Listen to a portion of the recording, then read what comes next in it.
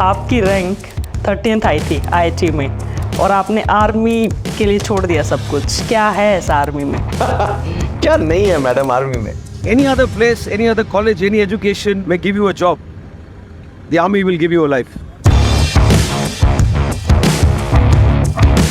आपने यूएन में भी सर्व किया है, तो यूएन इंडिया को कैसे देखता है? हर एक ऐसा मंच जो महत्वपूर्ण काम करता है दुनिया में, उस मंच पे हिंदुस्तान का, भारत का एक सीट है। और जो चीज हमने किया है कई और देश और मुल्क कर नहीं पाए। जब शहीद कोई होता है तो पूरा देश देखता है, खड़ा हो जाता है, रोना आता है, हर कोई दिल ऐसा करता है कि पता नहीं क्या ही कर दे। तो ये पहले ही क्यों नहीं इतना सम्मान नहीं मिल पाता है? क्यों टोल टैक्स पे जाके एक फौजी को लड़ना पड़ता है, बोलना पड़ता है कि भाई हम आर्मी वाले, एटलीस्ट इतना तो बख्श दो? तो ये बदल रहा है धीरे धीरे। आधी ऑडियंस को नहीं पता कि जब एक बेटा का मिशन होता है तो उसके पेरेंट्स को बलिदान का मेडल दे दिया जाता है कि जी आपका बेटा अब हमारा हुआ, ये देश का है, आप भूल जाइए। सच तो ये है कि अगले दिन जब उसको हेलीकॉप्टर में डाला गया तो उसके जो पेट और एब्डोमेन के अंदर के थे एंट्रेल्स जो बोलते हैं, वो पन्नी में डाला गया। इतने चोटें खाने बाद वो मेरे को बोलता है कि साहब पेट में थोड़ी सी तकलीफ है। जय माता दी। आज के जो हमारे गेस्ट हैं वो है जनरल अरुण, जिनसे हमने बात की आर्मी लाइफ के बारे में।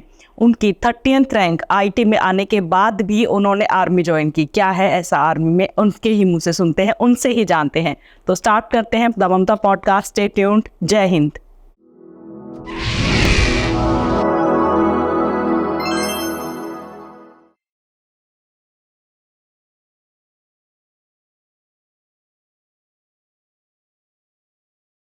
जय माता दी। नमस्ते जी। कैसे हैं आप? हैप्पीनेस। आपकी रैंक 13th आई थी आईआईटी में और आपने आर्मी के लिए छोड़ दिया सब कुछ। क्या है ऐसा आर्मी में? क्या नहीं है मैडम आर्मी में? जान है, इंसान है, इंसानियत भी है, ह्यूमन रिलेशनशिप्स हैं, रिश्ते हैं, एक अनप्रेडिक्टेबिलिटी है, एक रोज एक नया चीज़ करने को मिलता है। हिंदुस्तान घूमने को मिलता है, कभी कभी विदेश घूमने को मिलता है, अलग अलग लोगों से मिलने का मौका मिलता है। कितने स्टेट हैं, कितने प्रांत हैं, कितने तहसील हैं, कितने डिस्ट्रिक्ट हैं, कितने गांव हैं हिंदुस्तान में। हर गांव का किसी ना किसी से कभी ना कभी कोई वास्ता पड़ता है। कितने भाषाएं हिंदुस्तान में, सब सुनने का कभी ना कभी मौका मिलता है।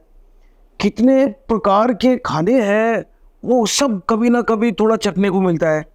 कितने अपने कल्चरल इवेंट्स हैं, डांस है, म्यूज़िक है, वो सब कहीं ना कहीं सुनने को मिलता है। ये कौन से इंजीनियर को मिलता है मैडम? ये सिर्फ फौज में मिलता है और फिर हिंदुस्तान के फौज में मिलता है। So that was a very very important reason. और मैं हमेशा कहता हूँ, कोई भी कॉलेज, कोई भी संस्था, कोई भी डिग्री, कोई भी पढ़ाई आपको नौकरी दे सकता है। आपको ज़िंदगी चाहिए, आप फौज में आइए। हिंदुस्तान का फौज आपको एक ज़िंदगी देगा जो जीने लायक होगा। That's why. आपका बैकग्राउंड क्या था? आपके पेरेंट्स क्या करते थे? आम लोग थे, सेंट्रल गवर्नमेंट के वो सरकारी मुलाजिम, नौकर, आप whatever you want to call it, government employees थे। मेरे पिताजी सर्वे ऑफ इंडिया में छोटी सी नौकरी करते थे और मेरी मदर एक बहुत छोटी सी स्कूल में टीचर थी। एंड मेरी परवरिश हैदराबाद में हुई है। और फिर आपने आईआईटी क्रैक किया और जैसे मतलब आपने ज्वाइन आईआईटी चले गए थे आप, उसके बाद हुआ या सब कुछ साथ में ही हुआ? नहीं, साथ में तो कुछ होता नहीं है वैसे। हाँ, वो आईटी गए थे हम एंड बहुत पढ़ाई है वहाँ पे। और फिर कुछ उन दिनों 1981 में अपना देश भी अलग देश था। उस समय इतने फाइनेंस के वो ऑप्शन नहीं थे, बैंक लोन वगैरह नहीं थे। कुछ फीस जमा करना था पर मंथ, जो मुश्किल होता हमारे लिए। प्लस जो ज़िंदगी शायद मुझे चाहिए था वो मुझे वहाँ नज़र नहीं आया उस वक़्त। क्योंकि उन दिनों आप जो बुज़ुर्ग हैं आपकी ऑडियंस में, वो इस बात से सहमत होंगे कि जब जॉब आते थे अपॉर्चुनिटीज़, उसमें लिखा जाता था हैंडसम 4 फिगर सैलरी। मतलब 1000 रुपये का तनख्वाह महीने का हैंडसम सैलरी माना जाता था। आजकल तो बड़े लोग चाय पी जाते हैं मैम 1000 रुपए की. So these were the reasons. तो आर्मी की सैलरी में तो फिर बहुत ही कितना फ़र्क है आईटी अगर आप वो करते उस हैं. टाइम पर कितना फर्क था ये इसका एहसास नहीं था, लेकिन मुझे इतना ज़रूर पता था कि एक गवर्नमेंट जॉब है. अब एक मिडिल क्लास इंडिया में आप देखो आज की तारीख में भी एक गवर्नमेंट जॉब का एक अलग ही एक स्टेटस है और एक वैल्यू है. और जहाँ से हम मेरी परवरिश हुई थी वहाँ पर हम देखते थे वाह ये क्लास 1 गेजेटेड ऑफिसर है. तो क्लास 1 गेजेटेड ऑफिसर बनने का एक मौका मिला, वर्दी पहनने का मौका मिला. एंड वी न्यू दैट आज तो झंडा यहाँ पहन रहा हूँ मैम, लेकिन उस टाइम पर लगा कि यार ये झंडा तो मतलब शरीर पर पहनूंगा ना मैं. I will wear the uniform of the country. वो एक प्राइसलेस सा इमोशन था. Of course the financial thing was important, that एक सिक्योर जॉब है, there is a fixed monthly salary and the family is secure. तो वो एक social fabric में उस वक्त बहुत ज़रूरी थे, तो चॉइस आसान था. तो जब ट्रेनिंग कर रहे थे तो तब याद आया कि मैम ऐसा है ना, दुनिया में ऐसा कोई इंसान नहीं है जो रिवर्स गियर में चलता है. चल तो सकते हैं हम, लेकिन रिवर्स में कोई नहीं चलता है. हम सब सामने ही चलते हैं ना. तो ये मालिक ने ऐसे बनाया तो पीछे क्यों सोचे. जब हम रिवाइंड करते हैं कोई चीज़ को 99% वो पश्चाताप ये होता है कि यार ये काश में ज़िंदगी कट जाती है मैम. तो हम आदत से हम पीछे देखते ही नहीं है, शायद मालिक ने हमें वो काबिलियत दिया ही नहीं है. अब हो गया, अब उस पर मेरा कोई काबू नहीं है. I can not control the outcome. तो वही आगे करेंगे, दूसरा पैर आगे लगाएंगे. और करते करते करते 42 साल हो गए फौज में, 42.5 साल. लेफ्टिनेंट से लेफ्टिनेंट जनरल तक कैसी रही जर्नी? जबरदस्त. जबरदस्त क्या जिंदगी है ये. कहाँ से आया था मैं वैसे तो तमिलनाडु का पैदाइशी है, लेकिन परवरिश मेरी तेलंगाना में हुई. तो मैं तमिल भी बोलता हूँ, तेलुगु भी बोलता हूँ, हिंदी तो मैंने फ़ौज में सीखा करके. आपने पूछा फ़ौज में ऐसा क्या चीज़ है. आप आमतौर पर दक्षिण भारत में चले जाइए और देखिए कितने लोग हिंदी बोलते हैं. तो ये फ़ौज सिखाता है सब. So it's a matter of communication. ये सफ़र मैम एक्चुअली एक ट्रेन का सफ़र है. हम जब ट्रेन या बस समझ लो आप, हम जब भर्ती हुए थे तो सामान लेकर के पीछे वाले दरवाजे से इन हो गए बस के अंदर. और शुरू में कोई सीट थी नहीं, तो हम दाहिने बाएं देख रहे थे कि कहीं सीट थोड़ी खाली हो जाए. किसी को बोला भाई थोड़ा एडजस्ट कर ले, फिर हम बैठ गए पीछे. फिर अगला स्टॉप आया तो कोई आगे गया तो हम उसी जगह बैठ गए. 4-5 साल गुजर गए. अब ट्रेन चलता रहा. सीट आगे बनते गए. लास्ट में हम आगे वाले सीटों में आ गए. और अचानक देखा तो रैंक अभी लेफ्टिनेंट का नहीं है, लेकिन लेफ्टिनेंट जनरल का है. और देखते देखते क्या है, अपना स्टॉप आ जाता है. हर एक का अपना एक टिकट होता है, ज़िंदगी में भी और करियर में भी. ज़िंदगी का टिकट तो मालिक काट के बेचता है, बट नौकरी का टिकट इज़ फिक्स्ड. एक जनरल है तो he will retire at 60 years old. तो जब 60 साल आप हो जाते हो तो आपको रिटायर होना है. उस महीने के आखिरी दिन आपको रिटायर होना है. That is fixed. इसमें कोई ऑप्शन ही नहीं है. तो जैसे बस का या ट्रेन का सफ़र होता है, जब स्टेशन पहुंचने वाला है तो आप अपना सामान उठाते हो और अपने सामान के आप खुद जिम्मेदार हो. फिर दरवाजे के पास चले जाते हो. फिर जैसे रिटायरमेंट का टाइम आता है आप दरवाजे के पास चले जाते हो. और जब आपका स्टॉप आता है तो आप अपना सामान लेके बस के सामने वाले दरवाजे से आउट आते हो. टोटल वक्त गुजर गया है 42.5 साल. अगर आप ये रास्ता, ये सफ़र जितने हमराही हैं, दिल खोल के उनके साथ सफ़र करोगे ये, क्योंकि हर स्टेशन पे कोई नया चढ़ेगा, कोई नया उतरेगा, हर से प्यार मोहब्बत से बात करोगे. डांट तो चलता है फौज में, ये तो फौज का तरीका है, बट ये दिल से नहीं होता है. आदमी को कभी डांट नहीं पड़ता है, आदमी के हरकत को पड़ता है डांट. तो there is nothing personal in this. तो अगर ये ऐसा चलो और जब खुशखबरें होती है दिल खोल के जप्पी लगाओ, और जब गलत होता है तो दिल खोल के डांट भी मार दो, और दोनों का वही कहानी ख़त्म हो जानी चाहिए. अगर आपने ज़िंदगी ऐसे जिया है तो जब आप नीचे उतर रहे हो तो 4 लोग आएंगे, आपका सामान उठा के आपको बाहर छोड़ेंगे. और जब बस वहाँ से चली जाएगी आप देखोगे कि जितने बस पे बैठे हैं वो सब खिड़की के बाहर झांकेंगे और आपको बाय करेंगे, राम राम करेंगे। सड़क पर कई गाड़ियां खड़ी हैं। This is life after retirement, जिसमें आप गांव में कुछ करना चाहते हो, कोई मंदिरों में सेवा करना चाहते हो, कोई सोशल सर्विस ऑर्गेनाइजेशन है वहाँ करना चाहते हो, कविता लिखना चाहते हो, आप जो करना चाहते हो आप करिए, वो ज़िंदगी खुला है। गाड़ी और है, हमराही और है। जब तक वो लास्ट टिकट का बारी नहीं आता है तब तक तो रास्ता चलेगा ma'am. This is the journey of 42 years. तो आपने इन्फेंट्री ही क्यों चूज़ किया? मतलब कुछ था आपका कि मुझे तो, बिकॉज आर्मी में अलग अलग आर्म्स होती हैं, आपका इन्फेंट्री आपने चूज़ किया था या आपके ग्रेडिंग के ऊपर आपको ये मिल? नहीं मैडम, हमने इन्फेंट्री चूज़ किया था बिकॉज वो है ना, वो अगर आगे पैर रखा है तो पूरा ही रखना है ना, मतलब उसमें देयर इज नो चॉइस। तो हमें बोला कि इन्फेंट्री में ये होता है, वो होता है, वो फिर वो ड्रिल उस्ताद को देखते हैं हम भावुक हो जाते हैं। फिर वो इंस्ट्रक्टर आता है, वो इन्फेंट्री का होता है, उसने 2-3 और रिबन लगा रखे हैं। थोड़ा और मुश्किल इलाके में उसने नौकरी किया है। फौज में ना जहाँ आप नौकरी करते हो उसके हिसाब से रिबन मिलते हैं। छोटे जो आम सिविलियन है उनको लगता हुआ ये कपड़ों के टुकड़े हैं, लेकिन हर वो टुकड़ा एक याददाश्त है, एक निशानी है, एक मेडल है जो सरकार उस फौजी को देता है उस मुश्किल इलाके में नौकरी करने का। तो जब हम यंग कैडेट होते हैं ट्रेनिंग के दौरान, वो इंस्ट्रक्टर को देखते हैं कि क्या बात है, इतने बैच है, ये वो, देखिए चीज़ों पे खुश हो जाते हैं।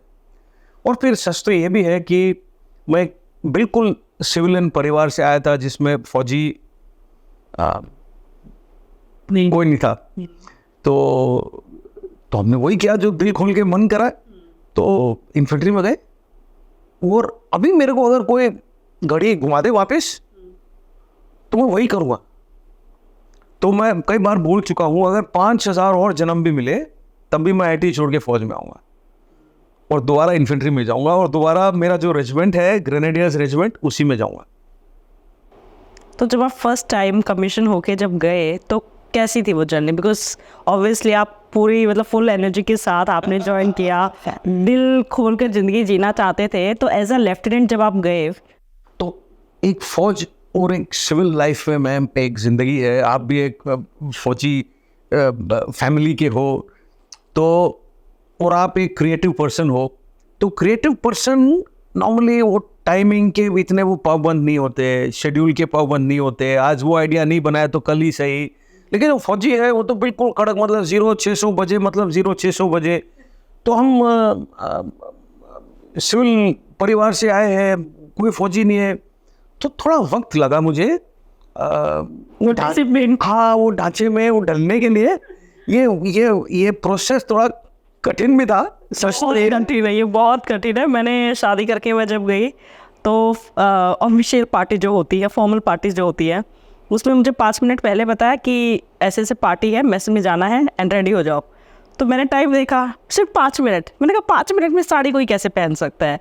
एंड आई स्टिल रिमेंबर, मैंने जो सीखी है 5 मिनट में साड़ी पहन के रेडी होना, वो सिर्फ फौज सिखा सकती है और कोई नहीं सिखा सकता। तो देखिए मैम, ये आपने पूछा फौज में ऐसा क्या बात है। फौज में ऐसे कई बातें हैं और जितना आप बात करते जाओगे, ये ma'am it's like an onion. आप जितना ऑनियन को पील करोगे ना, और अलग अलग लेयर और निखरते आएंगे। दैट इज हाउ फौजी लाइफ इज। हाँ,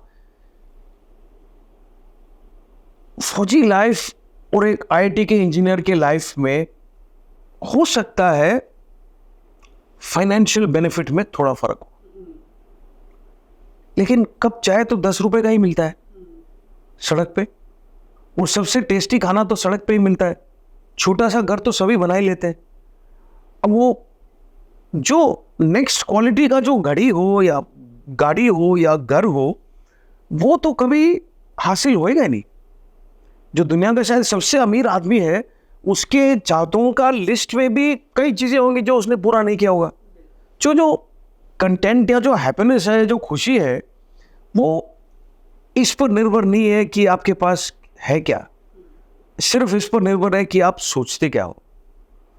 तो ये फौज बड़ा ज़बरदस्त तरीके से सिखा देता है। आप कभी कोटा जाके आपने कोई स्पीच दिया, मोटिवेशनल स्पीच की मेरी 13 रैंक आई थी, मैं आर्मी में हूँ? कभी गए आप कोटा? हाँ, रिसेंटली गया हूँ कोटा एक बार, और एक संस्था में, एक ट्रेनिंग इंस्टीट्यूट में मैंने बात किया है।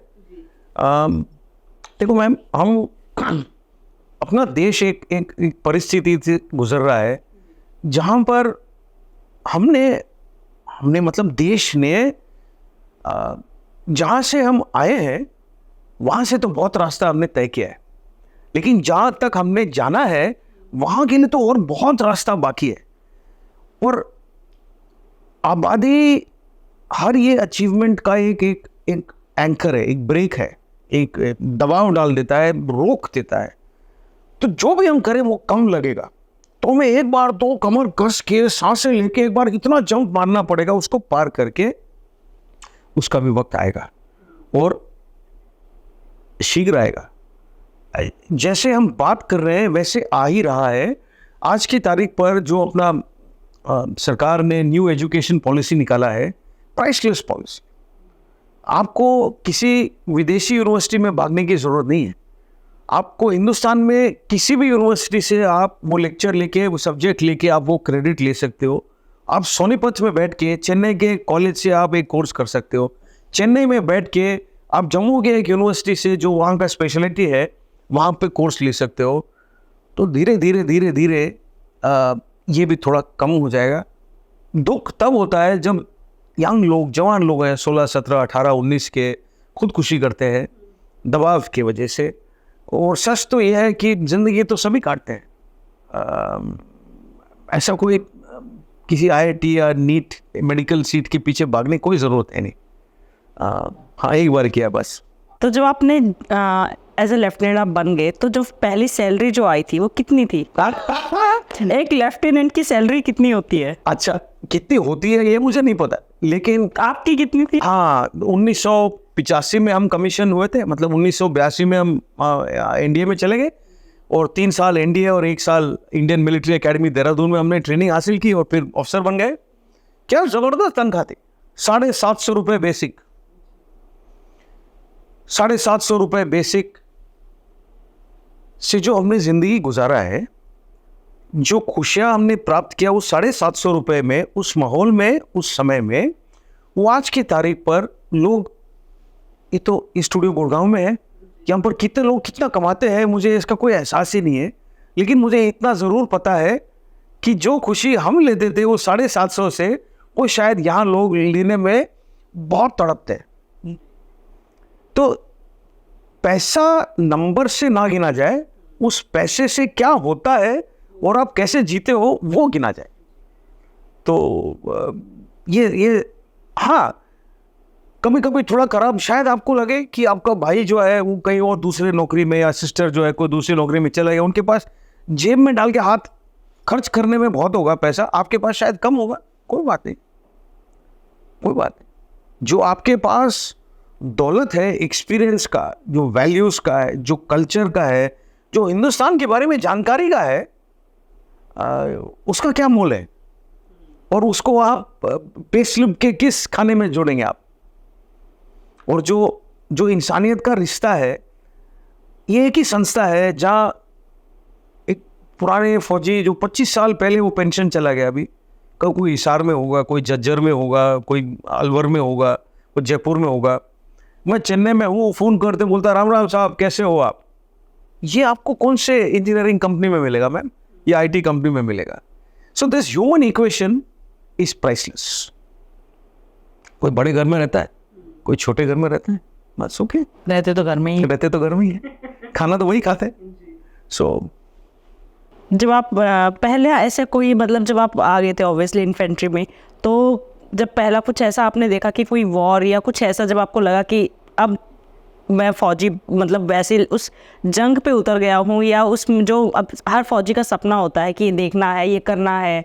जैसे कर्नल कश्यप आए थे तो वो कहते हैं कि मैं तो एनर्जी में वेट ही करता रह गया कि कहीं कुछ हो जाए और हम कुछ करके जाए, बट टचवुड कुछ हुआ नहीं। तो आपको भी ऐसा था, वेट था, और जब पहला मौका आया तो कैसा लगा? देखो मैम, आपने खुद, आपके सवाल में ही जवाब था जी, कि हर वो इंसान जो वर्दी पहनता है, उसके दिल में एक ख्वाहिश होता है कि मैं ऐसा वो चीज़ करूं जो सिर्फ फौज कर सकता है ना। तो देश की सेवा में कई रोल हम करते हैं, कई रोल हम करते हैं, कहीं बाढ़ आए वहाँ मदद करते हैं, कहीं अर्थक्वेक आए वहाँ मदद करते हैं, रेल एक्सीडेंट हो जाए वहाँ मदद करते हैं, पुल टूट जाए वहाँ मदद करते हैं, नेचुरल डिजास्टर्स में मदद करते हैं, लॉ एंड ऑर्डर सिचुएशन में मदद करते हैं, इंटरनल सिक्योरिटी में मदद करते हैं। बट जो वॉर लाइक एक्टिविटी है वो एक अल्टीमेट गोल होता है, जो चाहे फौजी किसी भी रैंक का हो वही सोचता है कि यार ये मौका कब मिले, और जब मिलता है तो लगता है कि वाह यार। आप ये गलत मत समझना कि जो फौजी है वो ब्लड थर्स्टी नहीं है, वो खून का प्यासा नहीं है, लेकिन ये उसका धर्म है।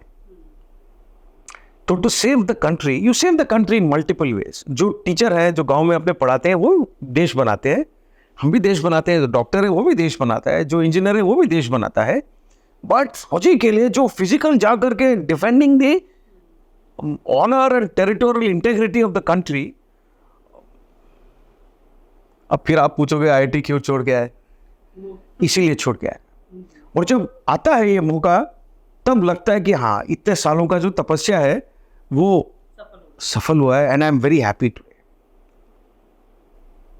तो जब ऑपरेशन देखते हैं, ऑपरेशन दूसरा क्या है ना मैम, कोई सिंगल ऑपरेशन नहीं होता है, कोई एक अकेला कोई ऐसा फौजी नहीं है। हमारा ये खूबसूरत चीज यही है हमारी संस्था का कि we are all about the team. हम में से कोई ऐसा नहीं है जो अकेला जाकर के सब कुछ करके आ जाएगा, नहीं है, हो भी नहीं सकता, और हम चाहते भी नहीं ऐसे।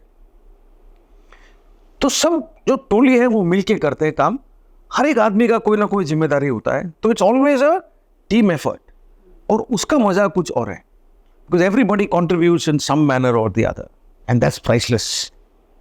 आपका पहला ऑपरेशन का एक्सपीरियंस बताइए प्लीज। बूढ़े आदमी को अब याददाश्त कराओगे आप।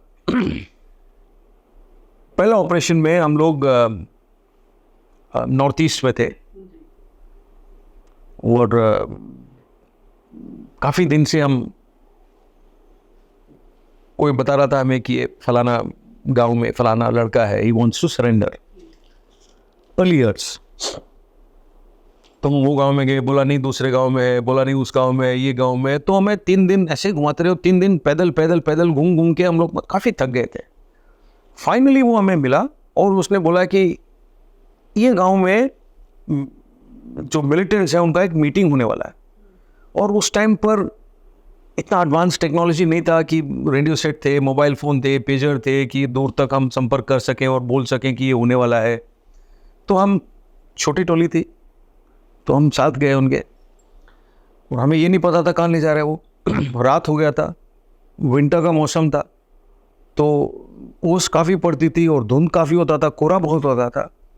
तो हमें एक जगह पर ले गया जहाँ पर बिल्कुल कुछ भी नहीं नज़र आ रहा था, और वो बिल्कुल नदी किनारे था, और एक शेड के अंदर हम गए जिस पे वो गाय भैंस डंगर काफ़ी मतलब बंधे हुए थे, और उसके कोने में ये मीटिंग चल रहा था।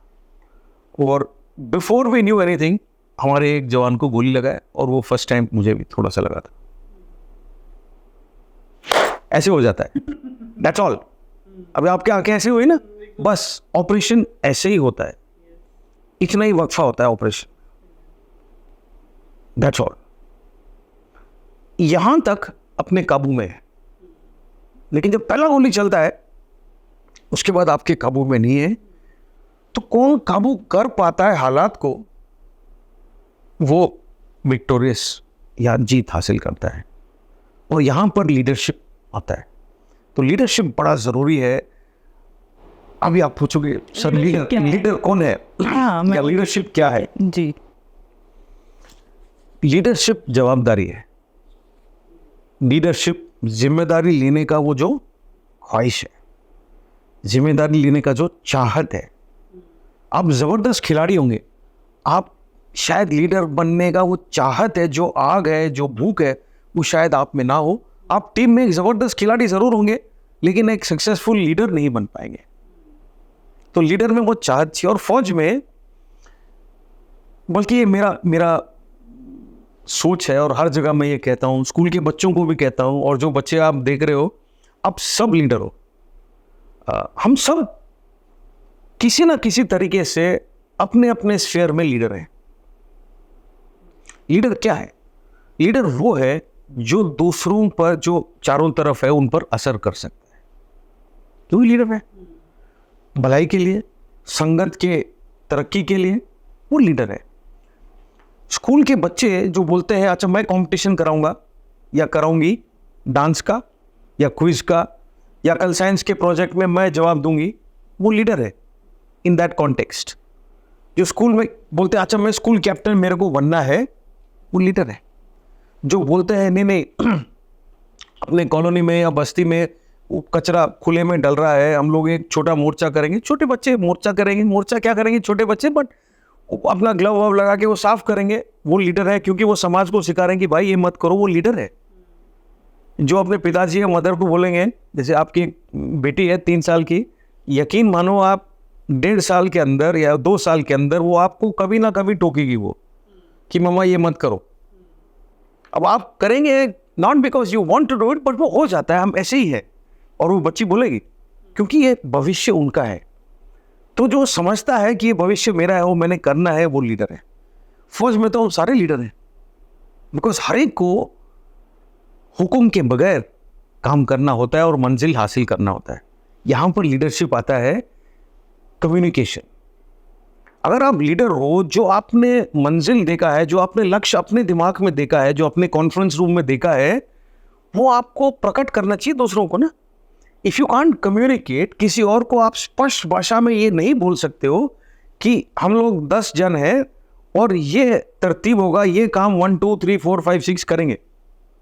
तो अगर मैं अंधा भी हूं तो फिर भी मेरी आंखों के सामने स्पष्ट होना चाहिए कि मेरे को क्या उम्मीद है फौज को मुझसे।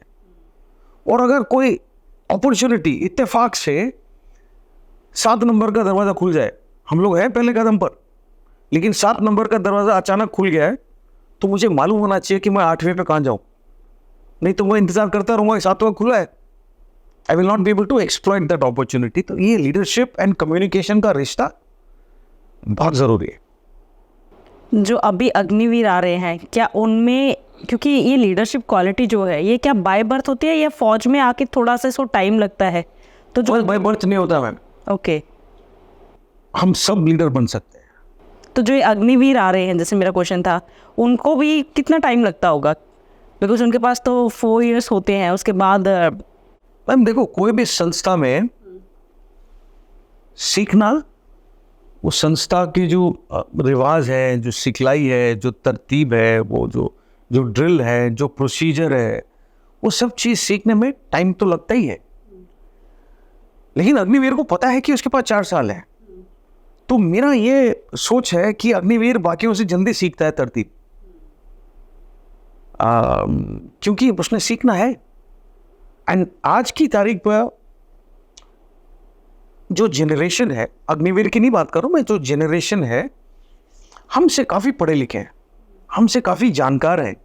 आज की तारीख पर जो स्कूल के टीचर हैं, हमारे टाइम पर इंफॉर्मेशन के सोर्स 2 थे, एक स्कूल का जो लाइब्रेरी था और एक टीचर। आज की तारीख पर सबके हाथ में है सोर्स ऑफ इंफॉर्मेशन, सबके घर में 4-5 सोर्स है। तो जो टीचर है, वो टीचर एक ज्ञान तो देंगी teacher, because experience of wisdom, but teacher is now not the only source. तो ये जो अग्निवीर है, जो आज के तारीख पर एजुकेशन सिस्टम में पीयर लर्निंग बोलते हैं, जो अग्निवीर अपने आप सीखते हैं, नॉट जस्ट अग्निवीर, किसी भी फैक्ट्री में, किसी भी संस्था में जो नए लोग हैं, वो अपने आप सीखते हैं। आपस में एक फैसिलिटेशन की जरूरत है। मैं बड़ा क्लियर हूं, मैं मेरे दिमाग में, कि जिस संस्था में लीडर, लायक लीडर हो, वहां के अग्निवीर हीरे बनेंगे। So it's directly proportional to the quality of leadership. And 99% Agniveer हीरे ही है। जो 4 साल बिताता है फौज में, वो हीरा बन के समाज के काम ही आएगा। अब समाज कैसे इस्तेमाल करता है, दैट इज क्रूशियल, बिकॉज एक चाहे प्राइवेट सर्विस हो, चाहे गवर्नमेंट सर्विस हो, आपको एक well oriented, well trained, disciplined, reasonably पढ़ा लिखा, क्वालिफाइड एक जवान मिल रहा है, जिसको ये भी समझ है कि मेरे मेहनत का कोई सीमा नहीं है, क्योंकि ये सिखाता है फौज।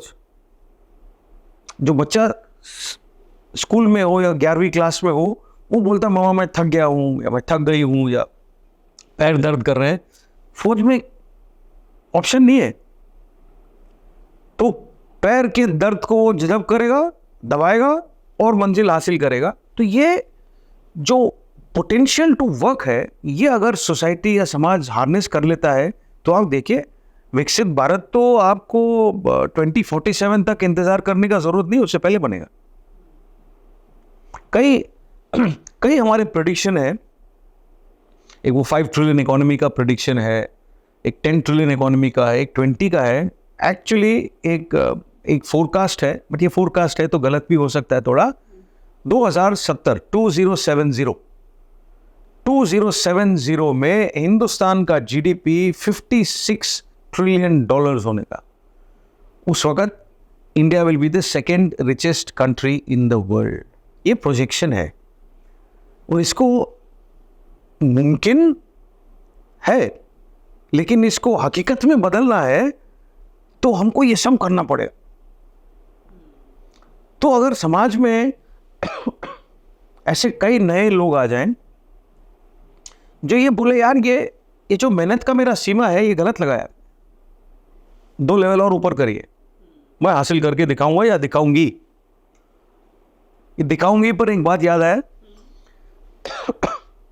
इनमें से किसी भी लैंडमार्क को हासिल करने के लिए हमें ज़रूरत है कि जो हमारी लेडीज़ हैं हिंदुस्तान में, हमें हिंदुस्तान में जितने भी लेडीज़ हैं उसमें से तकरीबन 45 से 47% लेडीज़ को इंडस्ट्री में आना है। इंडस्ट्री मतलब कोई फैक्ट्री में जाकर के काम नहीं करना, ऐसा कोई चीज़ करना है जिससे कोई वैल्यू एडिशन हो। घर पे तो करते ही हैं, जो लेडीज़ कर पाते हैं वो शायद हम मेल 50% भी नहीं करते, but contribute to the economy growth. तो वर्क फोर्स में आना चाहिए, वो भी ज़रूरी है। तो Agniveer will make a difference.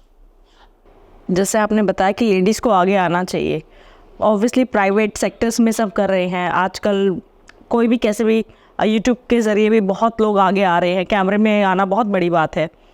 क्या आर्मी में, डिफेंस में कुछ ऐसा हो रहा है जहाँ लेडीज़ को इकोनॉमी में हेल्प करने में जहाँ उनका योगदान हो रहा हो, उनसे कुछ स्कीम आ रही है क्या आर्मी में, जहाँ जितनी भी लेडीज़ हैं जो भी आर्मी वाइफ्स हैं उनके लिए? हाँ, तो जो जवान फौजी, जवान ऑफिसर जैसे जो भी हो, जो वर्दी पहनते हैं, आज के तारीख पे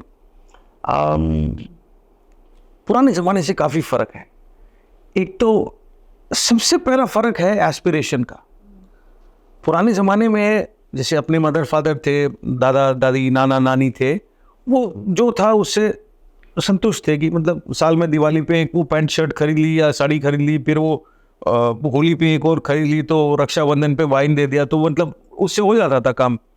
but today everybody wants a little more. जिसके पास साइकिल है उसको मोटरसाइकिल चाहिए, जिसको मोटरसाइकिल है उसको कार चाहिए, जिसके पास कार है उसको लंबी कार चाहिए, जिसके पास लंबी कार है उसको और लंबी कार चाहिए, फिर फाइनली उसको एरोप्लेन चाहिए, जिसके पास एक एरोप्लेन है उसको 2 चाहिए।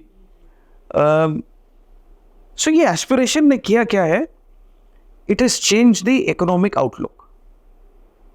आज की तारीख पर it is common to hear कि एक फौजी जो कैंप होता है, कंटोनमेंट या गैरेज जिसको बोलते हैं, वहाँ पर सभी लेडीज़ के लिए लेक्चर चलाते हैं ऑन फाइनेंशियल इंक्लूजन। 500 रुपये लगते हैं एक म्यूचुअल फंड में इन्वेस्ट करने के लिए, ओनली 500 रुपीज़। आप 500 से स्टार्ट करिए, जब साल बाद आप देखोगे वो 580 रुपये हो गया, तो आपको लगेगा कि मैं दूसरा 500 डालूंगी, और देखते देखते आपके हाथ में 2 लाख रुपए हो जाएंगे। But you have to do it yourself. दूसरा क्या है, ये जो इंटरनेट आया है and the explosion of e commerce, इसने काफ़ी फ़र्क किया है। दूसरा है is the market for domestic products. अब अचार, हम ब्रांडेड अचार तो किसी भी सुपरमार्केट में कभी भी खरीद सकते हैं, लेकिन जो घर का बना हुआ अचार है, जो टेस्ट घर का बना हुआ है, वो बहुत कम मिलता है। Now ladies have started realising that, मतलब जो एक्चुअली डोमेस्टिक स्किल्स हैं जो उनके पास शुरू से भरे पड़े हैं, can exploit them and make a very good living. तो इसके लिए काफ़ी इंकरेजमेंट है। और क्या और हो सकता है? 100% हो सकता है, बट पहले से अभी में फ़र्क है, बहुत फ़र्क है, बहुत फ़र्क है।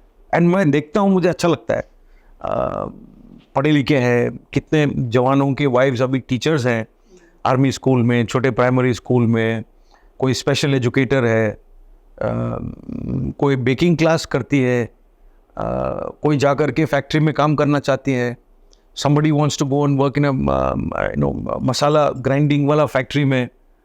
क्या काम करे उसमें वो फ़र्क नहीं पड़ता है, काम करे या ना करे वो फ़र्क पड़ता है। तो आज की तारीख पर संस्था काफ़ी इनकरेज करता है। हाँ, थोड़े रिस्पॉन्सिबिलिटीज़ होते हैं, कभी घर में ज़रूरत पड़ता है मदर फादर, कभी बच्चों का ज़रूरत, वो तो है ही। और अपने यही मैं कहता हूँ कि अपने जो लेडीज़ है वो हम 50% भी लोड नहीं उठाते हैं। उसके बावजूद अगर वो मैं उनसे मांग रहा हूँ, गुजारिश कर रहा हूँ, रिक्वेस्ट कर रहा हूँ कि आप प्लीज़ थोड़ा जाकर के और थोड़ा पैसा कमाइए, तो वो तो ये एक मतलब लालची बात है। लेकिन देश को भी बनाना है, परिवार तो बना ही रहे हो आप, समाज को बना ही रहे हो, तो मेरा प्रार्थना है कि लेडीज़ को कि आप थोड़ा अपने लिए भी करिए, और ये आपके लिए है। यूएस आर्मी, चाइना आर्मी, हम इनसे बेटर होने के लिए क्या कर रहे हैं? इक्विपमेंट या वेपन से उस कंपैरिजन में मैं पूछ रही हूँ कि जैसे वेपन्स को लेकर हम बात करें तो उसमें हम क्या कर रहे हैं उनसे बेटर होने के लिए? देखो मैम, ये रेस में तो कभी पढ़ना नहीं चाहिए कि वो एक ऐड आता था ना पूरा, उसकी साड़ी मेरी साड़ी से सफ़ेद क्यों है, फिर वो एक देश को तोड़ देगा। बट ये ज़रूरी भी तो होगा। बट जी, ये एक सेंटेंस है, बट एक सिर्फ सेंटेंस को मत लीजिएगा। हमें वो सब चाहिए जो हमें अपने देश को सुरक्षित रखने के लिए ज़रूरी। दूसरों के पास क्या है उसमें हम पढ़ेंगे तो फिर वो रेस में हम उन्हीं के जाल में फंसेंगे। हमने वो खरीदना है जो हमें चाहिए। अगर हमें सबसे महंगा राइफल चाहिए, सबसे बेस्ट हवाई जहाज चाहिए, सबसे बेस्ट पनडुब्बी चाहिए, सबसे बेस्ट शिप चाहिए, वो हमें चाहिए। वो हम खरीदेंगे इसलिए क्योंकि हमें चाहिए, इसलिए नहीं कि उसके पास है। That's the first thing. Comparison में कहाँ है? देखो मैम, हर देश के डेवलपमेंट में स्टेजेस हैं। एक अगर आप 300 साल पहले देखो तो दुनिया का जो 28% जीडीपी तो हिंदुस्तान में था। फिर अंग्रेज आए और चले गए, फिर हम बॉटम 3 में चले गए 300 साल में, लूट के गए। अब हमने वहाँ से स्टार्ट किया है। अब वहाँ से देखिए, वहाँ से आप उधर से मत देखिए जो सबसे अमीर देश है आज, आप वहाँ से देखिए जहाँ से हमने अपना जो बस का यात्रा है सफ़र किया, स्टार्ट किया था, वहाँ से लेकर के अभी तक 8 दिन का फ़र्क है। क्या और बढ़िया हो सकता है?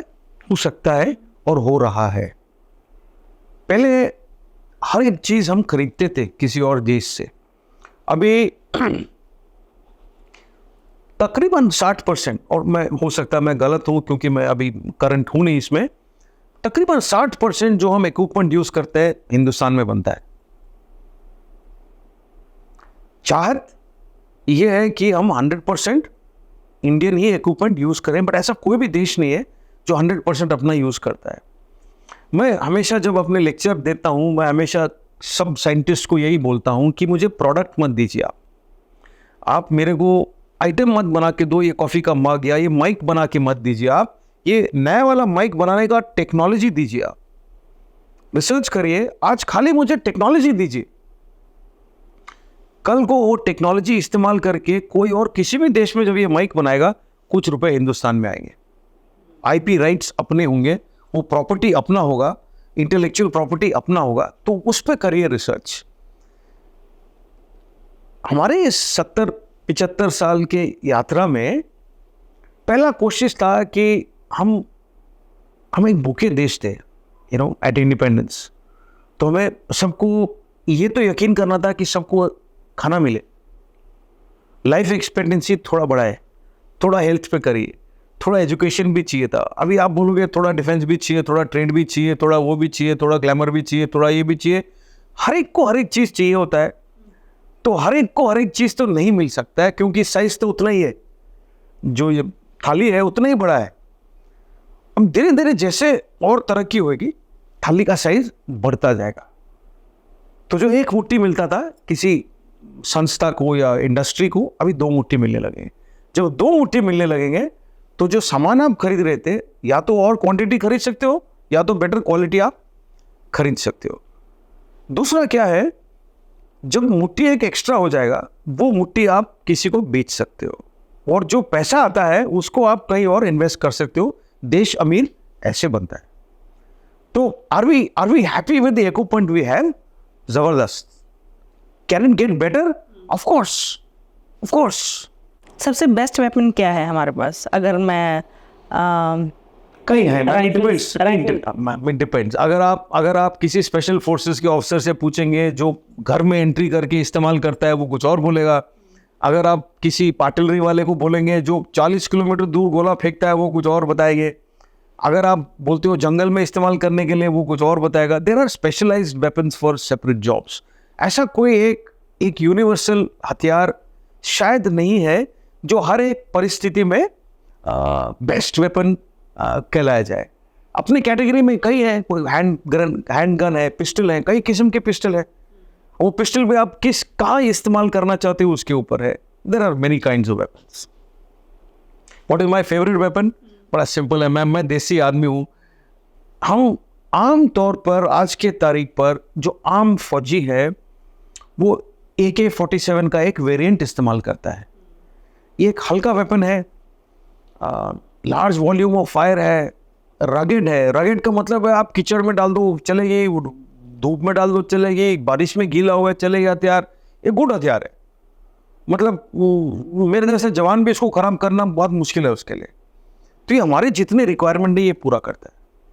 लेकिन अगर आप बोलोगे कि दूर आपने फायर करना है, तो वो वेस्ट हथियार है, वो चलेगा नहीं। कितनी रेंज है इसकी? कॉम्बैट रेंजेस मैम बहुत कम होते हैं। एक्चुअल कॉम्बैट रेंजेस तकरीबन 50 गज और उसके नीचे होते हैं,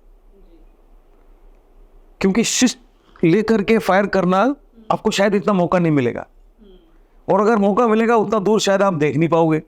अंधेरे का टाइम है। अभी आप खुद एहसास कर लो, अगर आप जो आपके सुनने वाले व्यूअर्स हैं, आप एहसास कर लो, आप बाहर अपने खेत के बाहर जाइए, घर के बाहर जाइए, रात के टाइम पर आप कितना दूर देख सकते हो? कि आप आदमी को पहचानो और शिस्त लो उसके ऊपर, बस वही कॉम्बैट रेंज है। इतनी सी बात है। इट्स नॉट अबाउट हथियार, इट्स अबाउट द आंख। हाँ, अगर आपके पास ऐसा नाइट विजन डिवाइस है जो आपको दूर देखने का मौका दे, तो वो रेंज बढ़ता जाता है।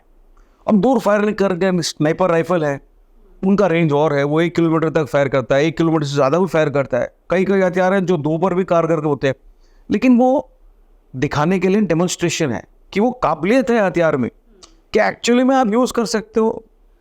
आज की तारीख में मैम अगर आप कहीं लेटे हो तो आप कहीं भी 100 गज से ज़्यादा देख नहीं पाओगे, क्योंकि थोड़ा जो फोल्ड आएगा ज़मीन पर वही रोक देगा आपका नज़र। आपको देखना चाहिए ना पहले।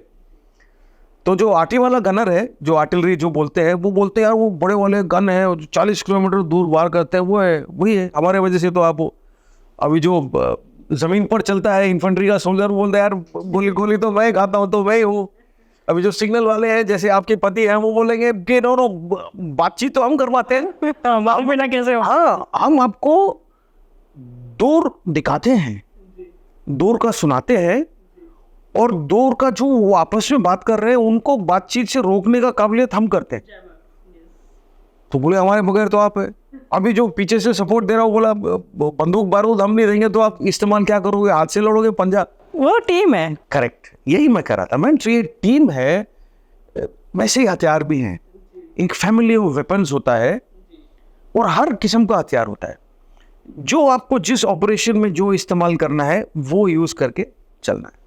जब वॉर हो रहा होता है तो कितनी दूर होते हैं, मतलब सामने जो आपके जिनसे पाकिस्तान फॉर एग्जांपल, तो कितना डिफरेंस होता है? क्योंकि आप तो जैसे अगर मानिए आप बता रहे हैं कि 47, तो उसकी ज़्यादा रेंज है नहीं, तो कितना डिस्टेंस होता है? मुश्किल मुझे ये जानना है कि एंड देखो खुले में, खुली लड़ाई जब होती है तो आमने सामने, आमने सामने भी जंगल में भी हो सकता है, पहाड़ों में भी हो सकता है, बॉर्डर्स पे, और रेत में भी हो सकता है जी। है ना, प्लेन्स में या रेतीले इलाके में। रेतीले इलाके में थोड़ा खुला है, आपको नजर आ जाएगा, लेकिन वहां भी आपको ऊंचाई चाहिए। रेत में भी ऐसा नहीं है कि आप रेत में जहां भी हो आपको 2 किलोमीटर नजर आएगा, नहीं आएगा, तो आपको चुनना पड़ेगा। अभी अगर आप ऐसी जगह चुनते हो जहां पर आपको 3 किलोमीटर नजर आए, तो जाहिर है उसको भी नजर आएगा, क्योंकि अगर मैं आपको देख सकता हूं तो आप भी मुझे देख सकते हो ना। तो ये चुनना बड़ा मुश्किल है, तो हम कोशिश करते हैं कि जितना दूर से दूर हो एंगेजमेंट का उतना कोशिश करो। कुछ हथियार है हमारे एंटी टैंक के हथियार है जिनका रेंज 4.5 किलोमीटर है, तो 4.5 तो बहुत मुश्किल मिलना, लेकिन क्योंकि वो कोई दुश्मन देगा नहीं आपको, तो लेकिन हमने कोशिश करना है कि हमारे पास क्योंकि हथियार काबिलियत है उसको इस्तेमाल करो, but it's not easy, it's not easy. तो यही मैं कर रहा हूँ, कभी वो आरटी वाला 40 किलोमीटर दूर गिरा रहा है गोली, वो 40 किलोमीटर गिरा के बोलेगा मेरा रेंज तो 40 है। कभी कभी 40 भी हो सकता है, उससे भी लोग घायल होते हैं, कभी कभी 25 गज पर भी होगा, एक बिल्कुल आमने सामने जैसे, मतलब एकदम टकरा गए, दोनों मुमकिन है। There is nothing fixed like what is an effective range. आपने यूएन में भी सर्व किया है, तो यूएन इंडिया को कैसे देखता है? एक तो पहले तो यूनाइटेड नेशंस के कई अंग हैं। फौजी नज़रिया से आप देखो तो खाली पीस कीपिंग है, लेकिन यूएन में बहुत कुछ है। यूनिसेफ भी है जो बच्चों को देखता है, यूएनएचसीआर भी है जो रेफ्यूजी को देखता है, यूएन फॉर द लॉज है, वर्ल्ड हेल्थ ऑर्गेनाइजेशन है, फूड एंड एग्रीकल्चरल ऑर्गेनाइजेशन है, यूनेस्को है जो कल्चरल देखता है। और यूएन का चार्टर इतना बड़ा है जैसे एक सरकार का होता है, उसमें एक पीस कीपिंग है, छोटा सा हिस्सा, लेकिन वो छोटा सा हिस्सा ही न्यूज़ में आता है, क्योंकि इंसान जो लड़ाई का न्यूज़ है उसका कंजम्पशन ज़्यादा करता है, बंदूक बारूद गोलियां, रात में टैंक है, हवाई जहाज, शिप, वर्दी, तो ये दिखता ज़्यादा है और लोग इसमें मरते हैं। बाकी में हम जान बचाते हैं, वो न्यूज़ में नहीं आता है। यूनिसेफ जितना बच्चों के लिए काम करता है, वर्ल्ड हेल्थ ऑर्गेनाइजेशन जितना हेल्थ के लिए काम करता है, फूड एंड एग्रीकल्चरल ऑर्गेनाइजेशन जितना फूड एड करता है, वो ग्लैमरस नहीं है दिखाने के लिए, टीआरपी नहीं बनेंगे। बट पीस कीपिंग, देखो मैम आप कुछ भी कह लो, सबसे ज़्यादा पॉपुलस कंट्री तो इंडिया है। आज की तारीख पर हम चाइना से पॉपुलेशन अपना ज़्यादा है, we are close to probably 1.5 billion people today. और अगर आप एस्टिमेट के हिसाब से जाओ तो 2063 या 64 तक अपना पॉपुलेशन बढ़ता जाएगा, 1.67 बिलियन तक जाएगा और वहाँ से फिर घटेगा। तो आप कुछ भी कह लो, दुनिया में हर 7वां या 8वां इंसान हिंदुस्तानी है।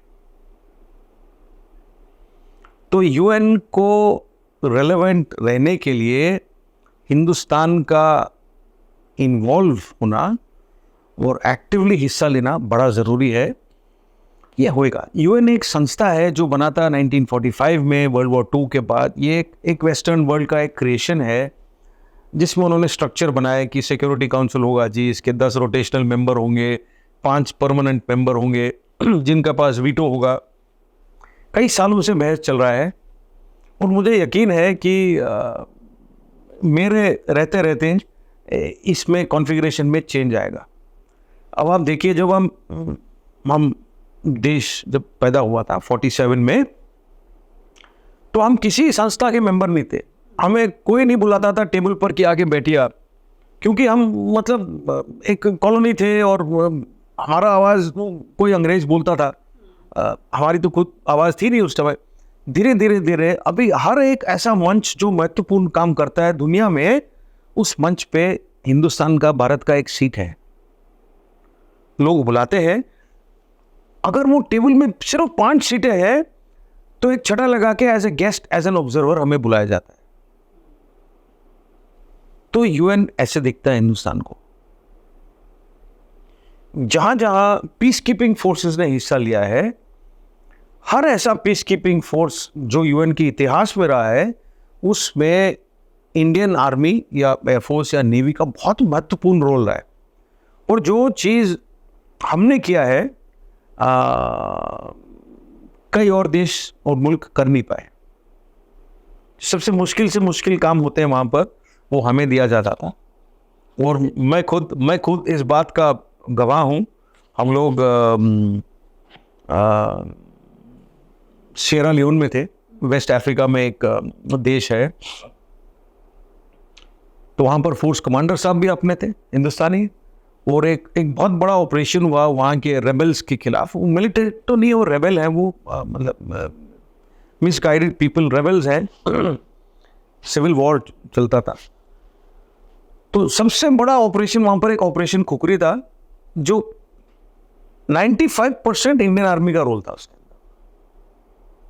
हालांकि और देश की फौज भी थे, बट ऑपरेशन अपना था। सो हमारी बटालियन जाती हैं, हर जगह बटालियन ज़बरदस्त नाम कमा के आती हैं। फोर्स कमांडर की कमीशन लेके आते हैं, यूनिटें और सर्टिफिकेट लेके आते हैं। फोर्स कमांडर साहब जो दूसरे देश के होते हैं, इतने मल्टीनेशनल फोर्स होता है, लेकिन फोर्स कमांडर साहब किसी एक टोली को अपना कमेंडेशन देते हैं। तकरीबन अपना हर टोली ये कमा के आता है। इंडिविजुअली लोग बड़ा ज़बरदस्त काम करते हैं। हमारे जो इंडिविजुअल ऑफिसर्स एंड जेसीओज एंड जवान जो जाते हैं हेडक्वार्टर में इंडिविजुअली, टोली के साथ नहीं, यूनिट के साथ नहीं, they are much in demand. और मैं बताऊंगा क्यों डिमांड में। मैंने बताया था ना आपको कि मुझे खुद नहीं पता है मेरे मेहनत का सीमा क्या है। आप मुझे टास्क दीजिए, वो टास्क जब तक सक्सेसफुली ख़त्म नहीं होगा, मेरा मेहनत का सीमा भी ख़त्म नहीं होगा। तो ये बड़ा ज़बरदस्त क्वालिटी है। तो अगर मेरे को दिन में 40 घंटे काम करना है, तो दिन में मैं 40 घंटे करूँगा। अभी आप बोलोगे सर दिन में तो 24 होते हैं, मैं 40 का काम करूँगा ना 24 पे, जब चाहिए मुझे। दूसरा है, वो ये ज़रूरतें बहुत कम है। मैं नहीं आके बताऊंगा आपको मेरा एयर कंडीशनर दो, मेरे को कंप्यूटर दो, मेरे को टेबल घूमने वाला दो, कुर्सी दो जो घूमता है, मेरे को 2 PA दो, बट मेरे को काम दो। और मैं काम जैसे करूँगा, but I will do it with whatever I have. So ज़रूरतें कम, कैपेबिलिटी टू वर्क हार्ड। तीसरा है सिंसियरिटी, कि एक वर्दी पहनते हैं। जब यूनाइटेड नेशंस के नौकरी पे जाते हैं, जो अभी तो मैंने झंडा पहना है, उस टाइम पर तो एक पूरा वर्दी लगता है, फुल इंडियन फ्लैग वर्दी के ऊपर, फुल फ्लैग। कोई यहाँ पहनता है, कोई बाजू में लगाता है, बट फुल फ्लैग लगता है वर्दी पर। तो वर्दी का फिर वो फ्लैग और वर्दी का इज्जत तो कुछ और ही है। तो अगर इंडिविजुअल भी मान लो आलसी हो वो और मकरा भी हो, वो फिर वो झंडा झुंडा लगा के विदेश में जाके वो बोलता है यार नहीं मैं अभी, तो ही ऑल्सो डिलीवर्स। दूसरा क्या है, अभी वो एक रेपुटेशन बन गया कि जो हिंदुस्तान से आता है वो तो प्रॉब्लम सॉल्वर है, वो तो काम करके देगा। अब वो रेपुटेशन में आगे वो आपके पास चॉइस नहीं, आपको करना ही पड़ेगा। So that is how the UN views us, as people who solve problems, as people who work with less and people who don't complain. मेरा एक और, इस पे आपने से बताया, मुझे एक और क्वेश्चन याद आया कि जब भी अपनी कंट्री में कुछ भी होता है तो हर जगह आर्मी डिप्लॉय कर दिया जाता है। फ्लड आ रही है तो आर्मी को बुला लिया जाता है। तो ऐसा क्यों हो रहा है? क्या हमारी जो बाकी फोर्सेस हैं या पैरामिलिट्रीज हैं वो क्यों नहीं है, या जो पुलिस है, क्यों आर्मी को वहाँ पे से फ्लड आ गया तो आर्मी आ गई है, अगर कोई बच्चा खड्डे में गिर गया तो आर्मी आ गई है? वाई? मैडम बताएं, सेम जो UN देखता है सेम, क्योंकि हम फेलियर एक्सेप्ट नहीं करते। फेलियर एक्सेप्ट नहीं करते। दूसरा है कि हमारे पास स्पेशलिस्ट बहुत हैं। जो अपना एक टोली होता है, वो टोली में हर किस्म का एक आदमी है। कोई इंजीनियर है, कोई पायनियर इक्विपमेंट के साथ काम करता है, कोई एक्सप्लोजिव के साथ काम करता है, कोई प्लानर है, किसी को तैरना आता है, किसी ने वो रस्सी बांधना आता है, किसी को कोई माउंटेनियर है, कोई हर किस्म का एक, कोई चप्पू चला लेता है, कोई ज़बरदस्त स्विमर है, कोई डाइव कर लेगा पानी के अंदर निकालने के लिए। ये डाइवर्सिटी आपको कहीं नहीं मिलेगा। मैं ये नहीं कह रहा हूं कि बाकी जो संस्था है सरकार की वो काम नहीं करते हैं, लेकिन आमतौर पर वो सिंगल डायमेंशन के स्पेशलिस्ट हैं। हम लोग जनरलिस्ट हैं, हम सब कुछ कर सकते हैं। आपको पुल बनाना है, हम पुल बनाएंगे। आपको 10 लाख पेड़ लगाना है, 1 हफ्ते के अंदर हम लगाएंगे। और वो पेड़ तरतीब में भी लगाएंगे हम, लाइन खींच के, नाप के, है ना, और आपको लगाएंगे भी इन सीक्वेंस कि यहाँ पर छाया के पेड़ होने चाहिए, यहाँ पर फल वाले पेड़ होने चाहिए, यहाँ पर सब्जियां लगनी चाहिए, वो तरतीब से लगाएंगे वो। और फिर उसका मेंटेनेंस का भी एक शेड्यूल लिख के देंगे उसको कि ऐसे पानी देता रहेगा। आपको स्कूल बनाना है, आपको स्कूल में अचानक टीचर नहीं आए, 4 टीचर चाहिए, वो भी हो जाएगा एक टोली से। आपको मेडिकल कैंप लगाना है, आपको वॉलीबॉल खेलना है, आपको बच्चा खड्डे में गिर गया उसको निकालना है। मैं आपको एक कहानी सुनाता हूँ, ये हकीकत, मतलब it's not a story, it's a real life thing. मैं चेन्नई में पोस्टेड था उस टाइम पर, और शाम को 5 बजे करीब केरल के चीफ मिनिस्टर साहब के ऑफिस से फ़ोन आया था। वो बोला ये एक बच्चा पहाड़ी से गिर गया है, और सुबह से हम कोशिश कर रहे हैं, और काफ़ी संस्थाओं ने लगा के कोशिश किया तो मिल नहीं रहा है। तो अभी आपकी मतलब चीफ मिनिस्टर साहब का ऑफिस है, तो मैंने फट से आर्मी रिकॉर्डर को इंटीमेट किया, और मैंने चीफ मिनिस्टर साहब को ये बोला कि साहब आप प्लीज़ जाके सो जाइए, कल सुबह आपको आपका लड़का जिंदा मिलेगा। मैंने बोल तो दिया था, लेकिन सच तो ये है कि उस टाइम पर मुझे ये नहीं पता था कि वो लड़का जिंदा है, क्योंकि वो कितना गिरा है नहीं पता था, वो एरिया का लेआउट का नहीं पता था, उस जगह का नक्शा हमारे पास था नहीं। हालांकि गूगल से वो सब देख सकते हैं, लेकिन वो कहाँ गिरा है इसका कोई इल्म नहीं है किसी को। और नज़दीक कोई टोली नहीं थी। हमने रातों रात 200-300 किलोमीटर दूर से लोगों को मूव किया है, by air, by train, by road, और सुबह 3 बजे से उनको जंगल के अंदर से चलाया, और तकरीबन 10:30 बजे उस बच्चे को 300 फीट रस्सी बांध करके उस बच्चे को ऊपर खींचा है। तो ना बोलने के कई तरीके हैं, हाँ बोलने का एक ही तरीका है, और करने का एक ही तरीका है। हाँ, ये भी हो सकता था कि हम फेल हो जाते, ये भी हो सकता था कि हम गए जब तक वो ख़त्म हो चुका हुआ, इट्स पॉसिबल। बट जब कोई मदद के लिए आता है तो सबसे ज़रूरी है उसको हौसला देना, कि हम 100% दे देंगे, उससे ज़्यादा तो दे नहीं सकते ना। मतलब मैं जितना हो सकता है उससे ज़्यादा ही दूंगा, मैं कम नहीं दूंगा। उसके बावजूद अगर खुदा ना खास्ता कुछ हो जाए, ये तो फिर मालिक की मर्जी है। So that is one small example. तो इसीलिए फ़ौज को बुलाते हैं, लेकिन फ़ौज को हर बारी नहीं बुलाते, क्योंकि पहले अपना लोकल ट्राई करते हैं ज़रूर। कभी उनके पास इक्विपमेंट होता नहीं है, कभी लीडरशिप नहीं होता ना, ये बड़ा प्रॉब्लम है। क्यों आ तो जाएंगे 80 लोग या 100 जन आ जाएंगे, 100 जन आ जाएंगे, लेकिन 100 जन में 100 वकील बैठे रहते हैं, तो फिर वो जज नहीं होता है। वो जज भी तो चाहिए ना वकीलों को संभालने के लिए। तो फिर फौज का वो तरतीब है, एक लेयर चलता है, तो एक है कोई जो कंट्रोल कमांड पोस्ट बना के वो सब को कंट्रोल करेगा, तो इससे आसान हो जाता है काम। That is why the army gets called. हाँ, एक चाहत जरूर है कि जितना हम करते हैं काम, उतना शायद क्रेडिट मिल नहीं पाता है। लेकिन ये भी एक खूबी है, हमें सिखाया जाता है कि आप काम करो और चुपचाप चले जाओ, जब काम खत्म हो जाए राम राम करो, थैंक यू वेरी मच, हाथ मिलाओ और निकल लो। अभी केरला में हाल ही में वो बाढ़ आए थे, और बहुत काम किया फौज, ज़बरदस्त काम किया। और आपने यूट्यूब में, सोशल मीडिया में देखा वो फोटो, वो एक शेड सा था, मतलब एक बड़ा कमरा है जिस पे 50-60 फौजी मतलब वर्दी पहन के लेट के सो रहे, वो उनका रेस्ट का जगह है। लेकिन आपने कंप्लेंट सुना किसी से कि फौजी को रहने के लिए नहीं मिला है, या फिर खाने को नहीं मिला है, या फिर वो लगातार 48 घंटे बाहर ही था पानी में, या उसको रैशेस हो गए, या वो बीमार पड़ गया, ये फौजी को खांसी होगी, जुकाम, फीवर, वायरल, फ्लू, टाइफॉइड? नहीं सुनेंगे आप, क्योंकि हमें टास्क मिला था जा करके लोगों को मदद करना। फौज गई, लोगों को मदद किया है, जब हालात काबू में आ गए तो राम राम करके वापस आ गए। यही तो होता है हिंदुस्तान का फौज। ये बार बार इस इंटरव्यू में मुझे मौका मिल रहा है ये बोलने का आपको कि मैं फौज में क्यों आया हूँ IIT छोड़ के। यही है ma'am, these are the reasons. तो जो बाकी जो संस्था है वो इतनी कैपेबल क्यों नहीं है? क्योंकि जैसे आप बता रहे हो, हमारे उनके स्विमर्स भी होंगे ना, पर्टिकुलर ऐसे भी तो होते हैं जिनका आप काम ही ये है, तो उन सबको छोड़ के क्यों आर्मी, क्यों? मतलब वो तो जंग लड़ने के लिए है ना। कई कारण। जी। First is location.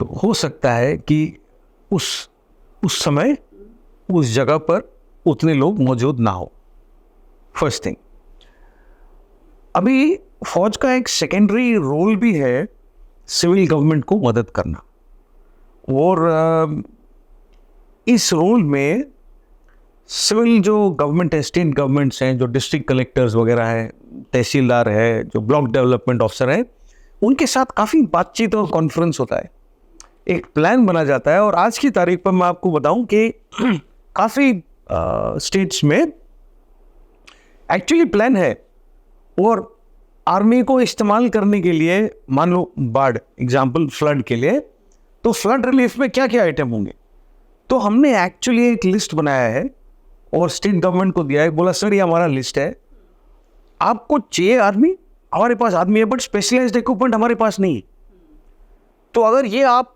मंगाओ और एक ब्रिक आप रखो डिस्ट्रिक्ट कलेक्टर के ऑफिस में, या जहाँ फ्लड प्रोन एरिया है वहाँ रखिए आप, तो ये भी हो रहा है। तो है स्पेशलाइज्ड, पुलिस में है, कोस्ट गार्ड में है, नेवी में है, एयरफोर्स में है, होम गार्ड्स में है, एनडीआरएफ में है। एनडीआरएफ के पास ज़बरदस्त स्पेशलाइज्ड इक्विपमेंट है, बट उतना ही है जो उनके पास अर्थक्वेक रिलीफ में जो इक्विपमेंट यूज़ करते हैं वो हाई टेक मॉडर्न इक्विपमेंट है, लेकिन उतना ही है। अभी जब अर्थक्वेक आता है तो पूरे मतलब शहर में या पूरे प्रांत में मतलब नाश हो जाता है ना, तो they can't use it at every place, तो that is why the army also gets called. वो भी करते हैं, ऐसा नहीं है कि वो नहीं करते। अच्छा, आपको नहीं लगता कि जो आर्मी की ट्रेनिंग है इतनी, मतलब एक इंसान को चाहे कैसा भी चैलेंज आ जाए वो फेस करने के लिए तैयार कर देते हैं? 100%। वो एक हफ्ता, क्या मैं तो कहती हूँ 15 दिन, एक महीना भूखा रह सकता है और तब भी वो सर्वाइव करेगा, उसको इतना स्ट्रांग बना दिया जाता है। तो ये जो ट्रेनिंग जो है ये पुलिस में क्यों नहीं, इन सब में क्यों नहीं दी जाती है? आप एक आर्मी वाले बंदे को 10 बंदे हैं, कितनी भी भीड़ में है, खड़े देखोगे, फिट मिलेंगे, सब कुछ पता चल जाएगा ये फौजी है। लेकिन वही एक पुलिस वाला, उसकी शेप बिगड़ी होती है, आप ट्रस्ट नहीं कर सकते हो। एक लड़की एक फौजी से मदद मांग लेगी आधी रात को, बट एक पुलिस वाले से मांगने से डरेगी। वाई? ये डिफरेंस क्यों है? क्योंकि चला तो दोनों ही रहे हैं ना देश को। पुलिस क्यों नहीं कर सकता मैम, इसका जवाब मेरे पास नहीं है, लेकिन आर्मी क्यों कर सकता है ये मैं बताऊँ। एक आर्मी यूनिट में मैम डेली सुबह एक बिगुल बजता है which is called the Rewli, तो झंडा फ्लैग पोल पे जाता है। शाम को रिट्रीट बजता है जब झंडा डाउन होता है। हर फौजी जब वो झंडा ऊपर जाता है या डाउन होता है, सावधान पर खड़े होकर के वो फ्लैग का इज्जत करता है। हम लोग आते तो नौकरी करने के लिए है, हम सब नौकरी करने के लिए आते हैं फौज में, लेकिन कहीं ना कहीं वो नौकरी करने के लिए नहीं आते हैं, वो इज्जत को बरकरार रखने के लिए करते हैं नौकरी। ये ट्रांसफॉर्मेशन आता है फौज में। अगर ये नहीं आ पाता है ट्रांसफॉर्मेशन, तो मेरा आर्ग्यूमेंट है कि आप अपना जान दावे पे नहीं लगा सकते हो। और ये ट्रांसफॉर्मेशन आता है फौज में, ये लीडरशिप का एक कॉन्सिक्वेंस है। अच्छी लीडरशिप एक रिवाज है, एक ट्रेडिशन है, एक कस्टम है कि हमारे से जो पूर्वज थे वो सब करके, हिस्ट्री है, एक कहानी दोहराना पड़ता है। कई बहुत मेहनत लगता है इसको बनाने में, और कई सालों का मेहनत है। इट इज नॉट दैट आज कर दिया बन गया, भाई सालों से चलता आ रहा है। और हम it's not modern Indian history alone. हम लोग अगर हमारे इवन प्राचीन इतिहास में देख लो आप, कितने लोग हैं जो बोले अब मेरे उसूल के लिए मैं गर्दन काट के दे दूंगा। कितने एग्जाम्पल अपने इतिहास में वो भी लेते आ रहे हैं। ये सब कंबाइन होकर के एक टोली में आता है। बट मोस्ट इंपॉर्टेंटली मैम, फौज में हम लोग एक पहचान रखते हैं कि हम इस हिस्से के मेंबर हैं। सो मैं 8 ग्रेनेडियर का हूँ, एक्स सिग्नल रेजिमेंट के हैं, वाई आर्टिलरी रेजिमेंट के हैं, एक्स आर्मर्ड रेजिमेंट के हैं। वो आर्मर्ड रेजिमेंट का अपना एक इतिहास है।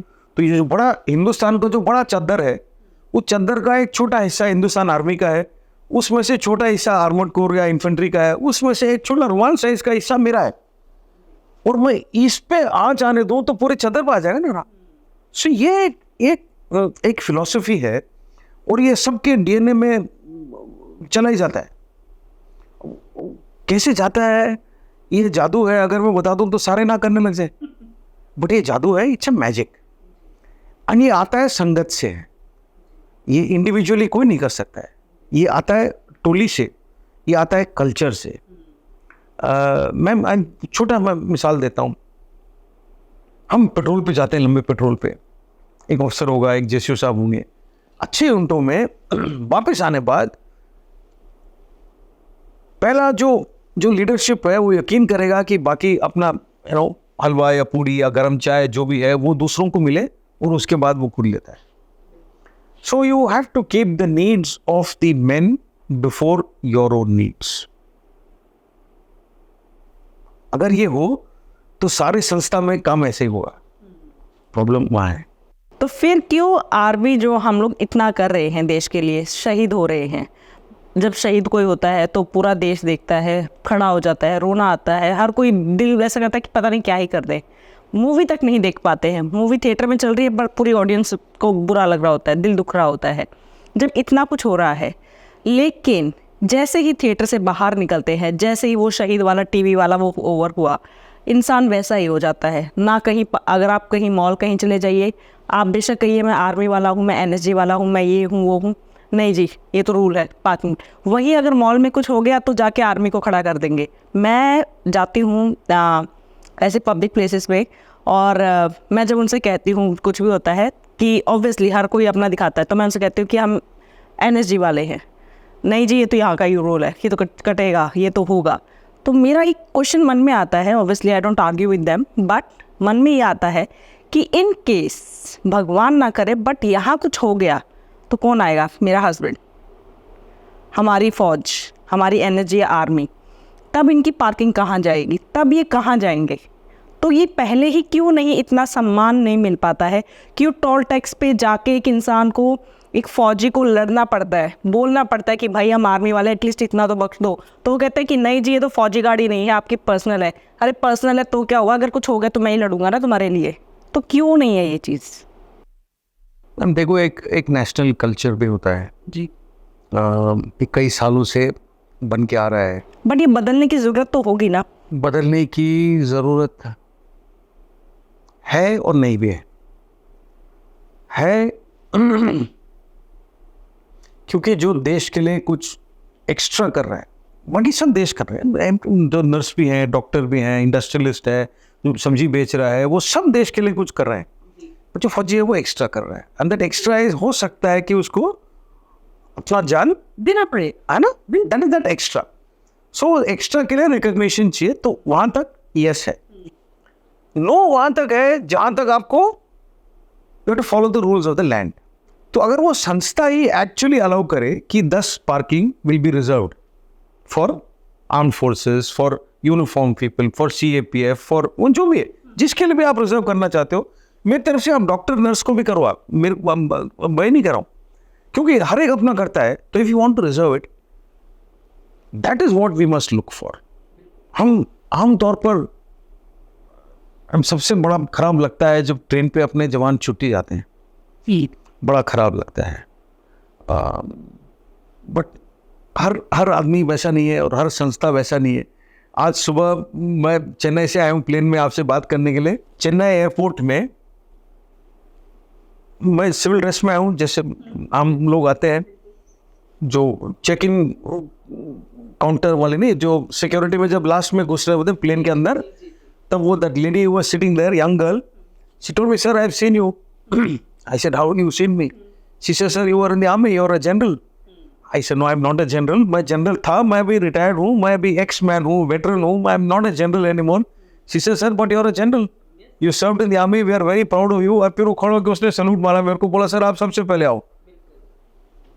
जबरदस्त लगा। But can we make it a rule?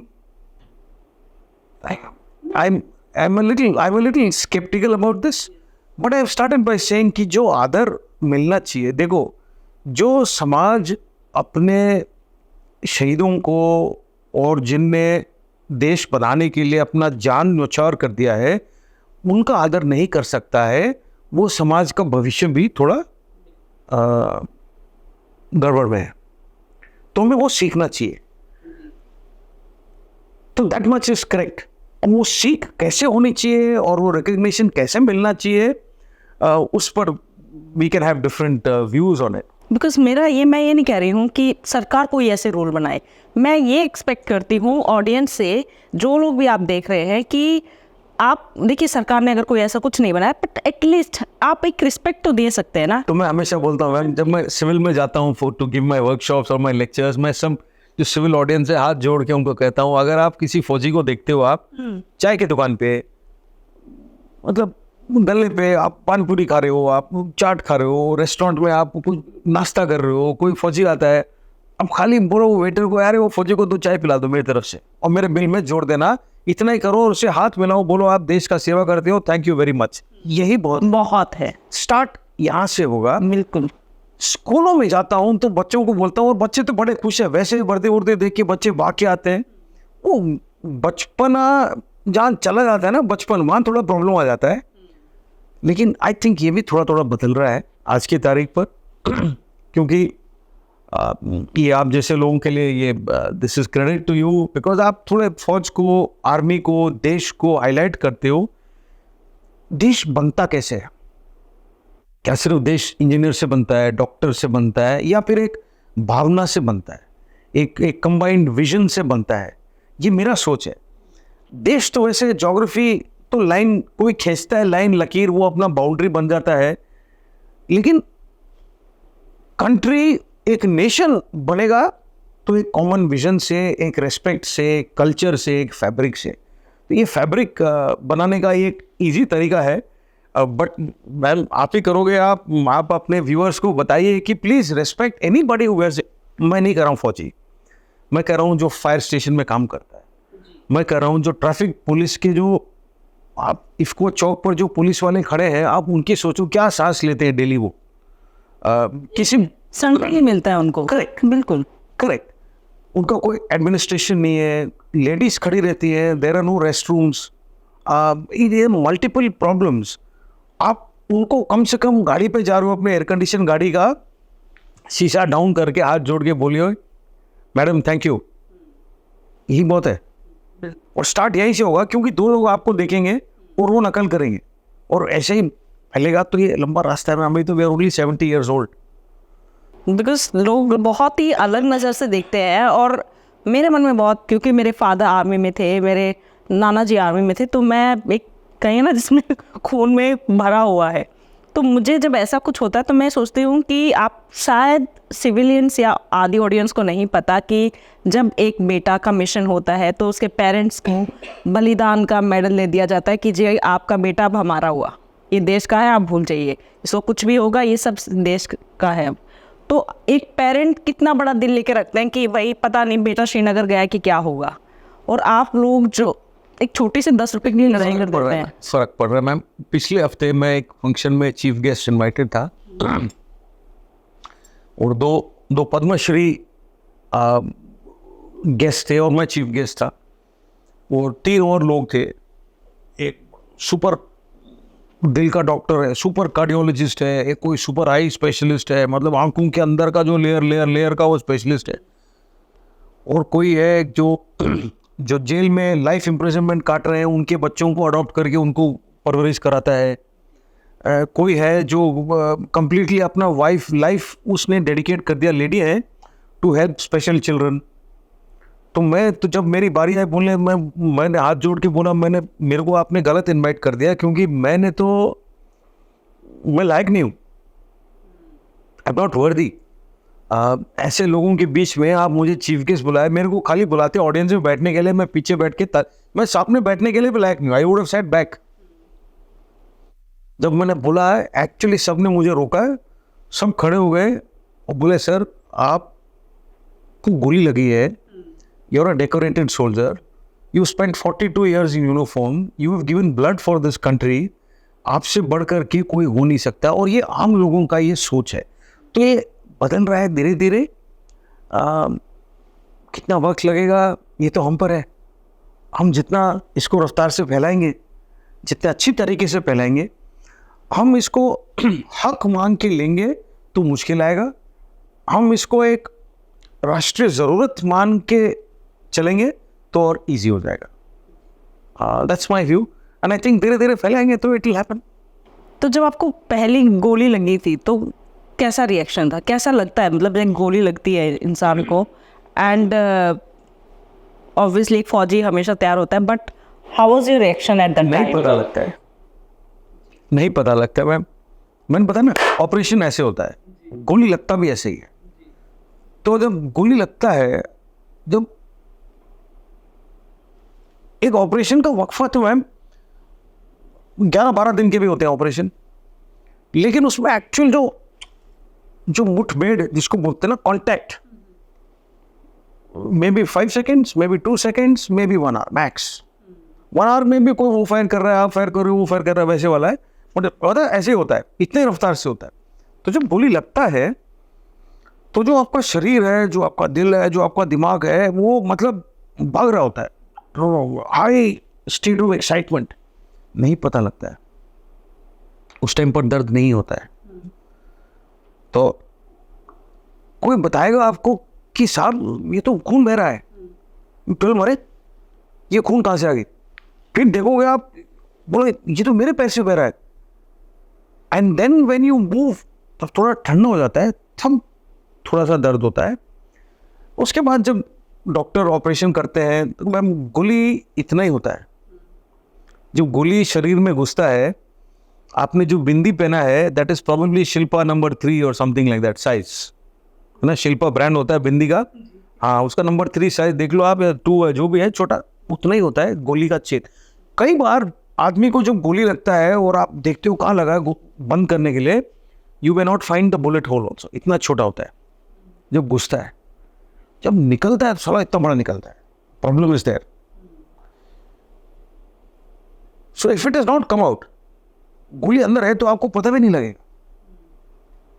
तो जब गोली को निकालने के लिए डॉक्टर को और काटना पड़ता है, the blood and the tissues and the muscles get cut to take out that bullet, और वो रिकवरी टाइम और रिहैब टाइम में निकलता है। दूसरा क्या है, कॉम्बैट, लड़ाई में जो इंजुरीज है, डॉक्टर का काम है life saving, it's not cosmetic. जान बचाना उसका काम है। हमारे गोल्डन आवर कहते हैं, मतलब जो हादसा होने के 1 घंटे के अंदर गोल्डन आवर में आप अस्पताल पहुंचो, यू विल सर्वाइव, गारंटीड। ये सोच है, मेरा बिलीफ है। कभी कभी गलत भी हो सकता है, बट 99.999% ये सही है। ये मैंने खुद देखा है, एक्सपीरियंस किया है, और मैं खुद गया हूं अस्पताल कई बार।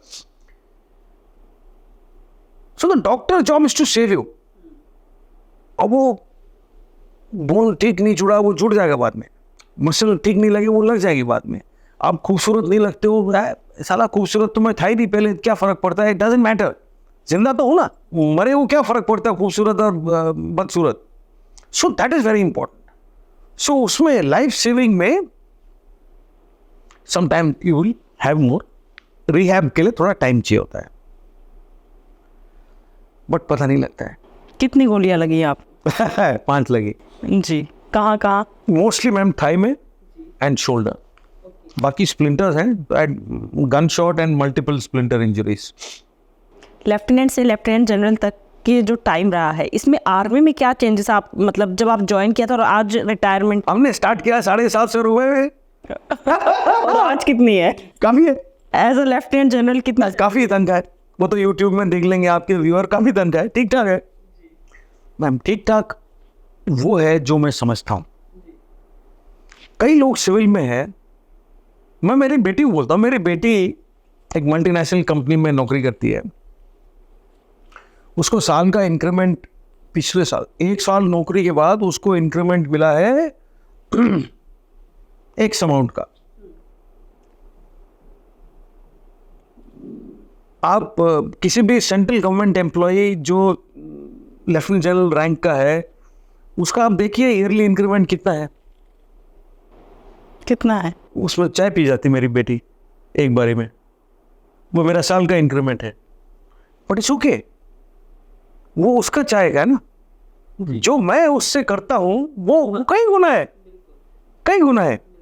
सो it's never about the money. So एक तो तनख्वाह में फर्क है, वर्दी में फर्क है, इक्विपमेंट और हालात में फर्क है, रहने के जो स्टैंडर्ड्स हैं उसमें फर्क है, खाना जो लोगों को मिलता है उसमें फ़र्क है, खाना जैसे हम बनाते हैं उसमें फ़र्क है, हमारे जवान जो छुट्टी जाते हैं उसमें फ़र्क है, जो वो कपड़े पहनते हैं उसमें फ़र्क है, जो इक्विपमेंट हम इस्तेमाल करते हैं इसमें फ़र्क है।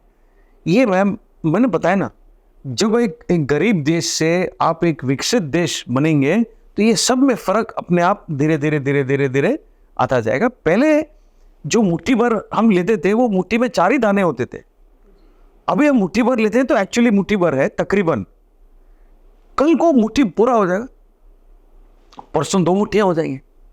तो ये चेंज होता रहेगा and every day there is a change, every day. जवान क्यों बोलते हैं? या तो ऑफिसर बोलेंगे या जवान, तो सिविलियंस या जिनको नहीं पता है, बहुत ऐसे कमेंट आए थे पहले, जवान क्यों बोला जाता है? इसका जेनेसिस ऑफ द वर्ड मुझे नहीं पता है, लेकिन आप नॉर्मली ले लो तो 17 साल का जवान ही होगा। लेकिन वो उसको बाद में भी जवान ही बोला जाता है, सिर्फ स्टार्टिंग जब वो भर्ती हुए हैं नए नए? वो तो जवान ही है, वो तो बिकॉज उसके बाद में वो लास्ट नायक बन जाता है, फिर वो नायक बन जाता है, फिर वो हवलदार बन जाता है, फिर नायब सूबेदार बन जाता है, सूबेदार बन जाता है, सूबेदार मेजर बन जाता है, ऑनरेरी कैप्टन साहब बन जाते हैं। जी तो ये प्रोग्रेशन है। जी। तो जवान is not to do with rank, जवान इज टू डू विथ उम्र। सिंपल सी बात है, जो पलटन में सबसे यंग होंगे वो तो जवान ही होंगे ना। जवान बच्चे कितने आपके घर में? तो ये सवाल आमतौर पर भी यूज है, तो आई थिंक वहां से आया शब्द, इसमें वो रैंक का वो नहीं है। और हर फौजी जवान ही रहता है, यंग फिट। हम भी सोच रहे हम भी जवान है, अब रिटायर हो गए हम भी जवान है। जी। तो ये गवर्नमेंट जब से हमारी सरकार, ये सरकार जो अभी प्रेजेंट सरकार है, प्रेजेंट गवर्नमेंट है, जब से आई है, क्या कुछ चेंजेस आए हैं आर्मी में कि कुछ ऐसा कि अभी खुली फायर या कुछ ऐसा चेंजेस आए हैं? क्योंकि जैसे सर्जिकल स्ट्राइक हुई हैं और अभी थोड़ा सा हमें लगता है कि ओके। मैम देखो, एक टाइम आता है हर देश के एग्जिस्टेंस में, एक इतिहास में, जब आप टेबल ठोक के बात करने के लायक बनते हो। मैंने बताया था पहले कि पहले तो हमें कमरे में आने इजाज़त नहीं मिला था, फिर लोगों ने बोला अच्छा जी आप साइड में कुर्सियाँ लगाओ, ऑब्जर्वर का आपको दर्जा देंगे, अभी आपको टेबल पे बुलाने लगी। जब टेबल पे आप बैठते हो तो आप टेबल ठोक के आपको बोलने का हक बनता है। तो एक मस्कुलेचर से भी होता है, एक साइज से भी होता है, जिसका बड़ा लठ। सिंपल सी बात है, इंटरनेशनल रिलेशंस में size matters, power matters, strength matters. इसमें कमर्शियल स्ट्रेंथ है, कल्चरल स्ट्रेंथ है, फाइनेंशियल स्ट्रेंथ है, मिलिट्री स्ट्रेंथ है, डिप्लोमेटिक स्ट्रेंथ है, ये सब जुड़ के नेशनल पावर बनता है। अभी सबको एहसास होने लग गया कि एक पावर है, ये बन रहा है। क्या बना है? ऑलरेडी बन रहा है, इतना मैं जरूर कहूंगा। क्या फुल बन के तैयार है जैसा हम चाहते हैं? नहीं, उसमें थोड़ा वक्त है, लेकिन यकीनन बन रहा है, इस पर कोई शक नहीं है, ना दो राय है। और सिर्फ अपने नजरिए में नहीं, दुनिया के नजरिए में ये देश बन रहा है। हम बचपन से मेरा भारत महान बोलते थे ना, पहले हम खाली बोलते थे, अभी थोड़ा यकीन से बोलते हैं। थोड़े सालों बाद अपने बच्चे भरोसे के साथ बोलेंगे, बिकॉज पावर। अभी आप इंटरनेशनल ट्रैवलर्स देख लीजिए, कुछ साल बाद अगर इंडियन टूरिस्ट नहीं जाएगा वो जगह पर, वो टूरिस्ट डेस्टिनेशन बंद हो जाएगा। तो अभी आपके पास ताकत है, पहले नहीं था। सो अब यूएन का जिक्र किया था आपने, पावर है तो you will be recognised. Power बनता है धीरे धीरे, तो उससे फर्क जरूर पड़ा है, नो क्वेश्चन अबाउट इट। दूसरा क्या है, पहले हम थोड़ा अपने खुद के ताकत से शर्माते थे।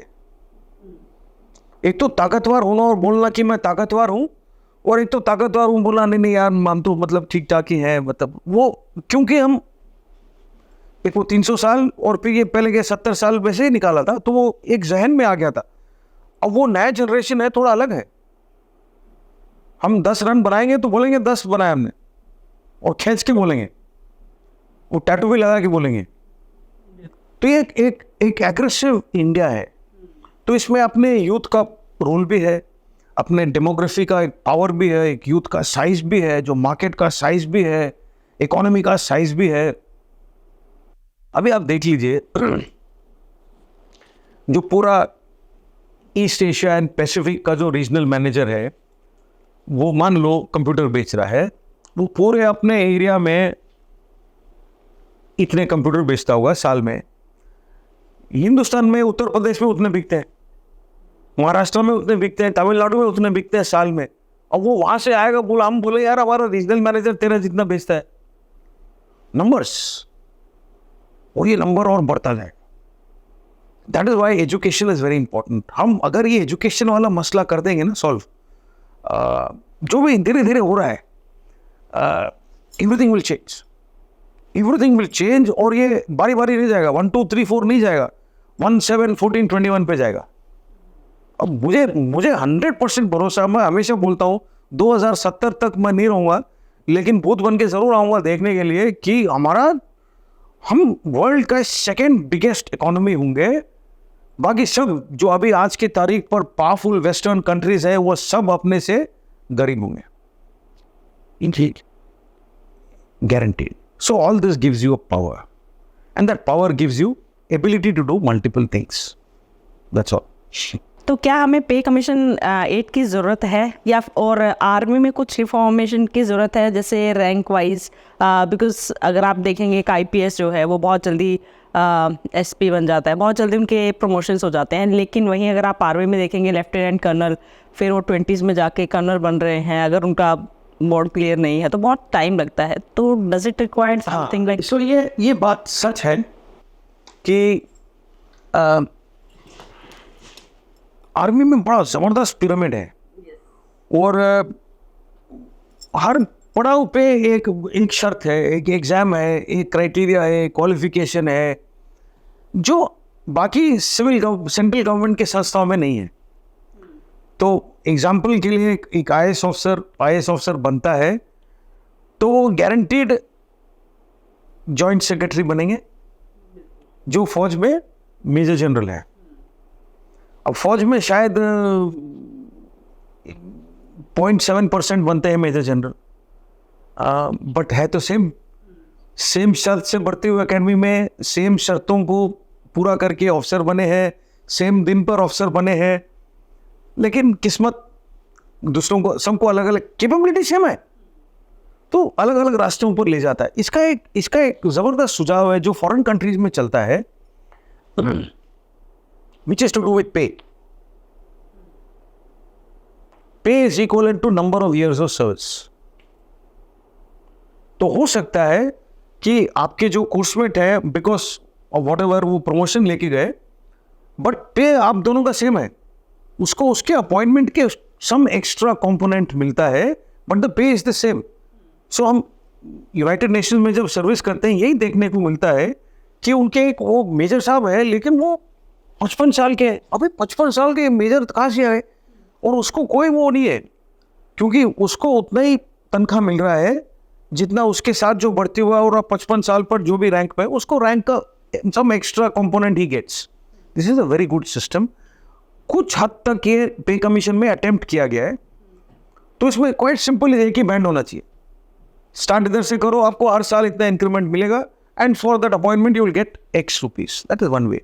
बट रिफॉर्म, हर संस्था को मैम रिफॉर्म की ज़रूरत है, हर संस्था।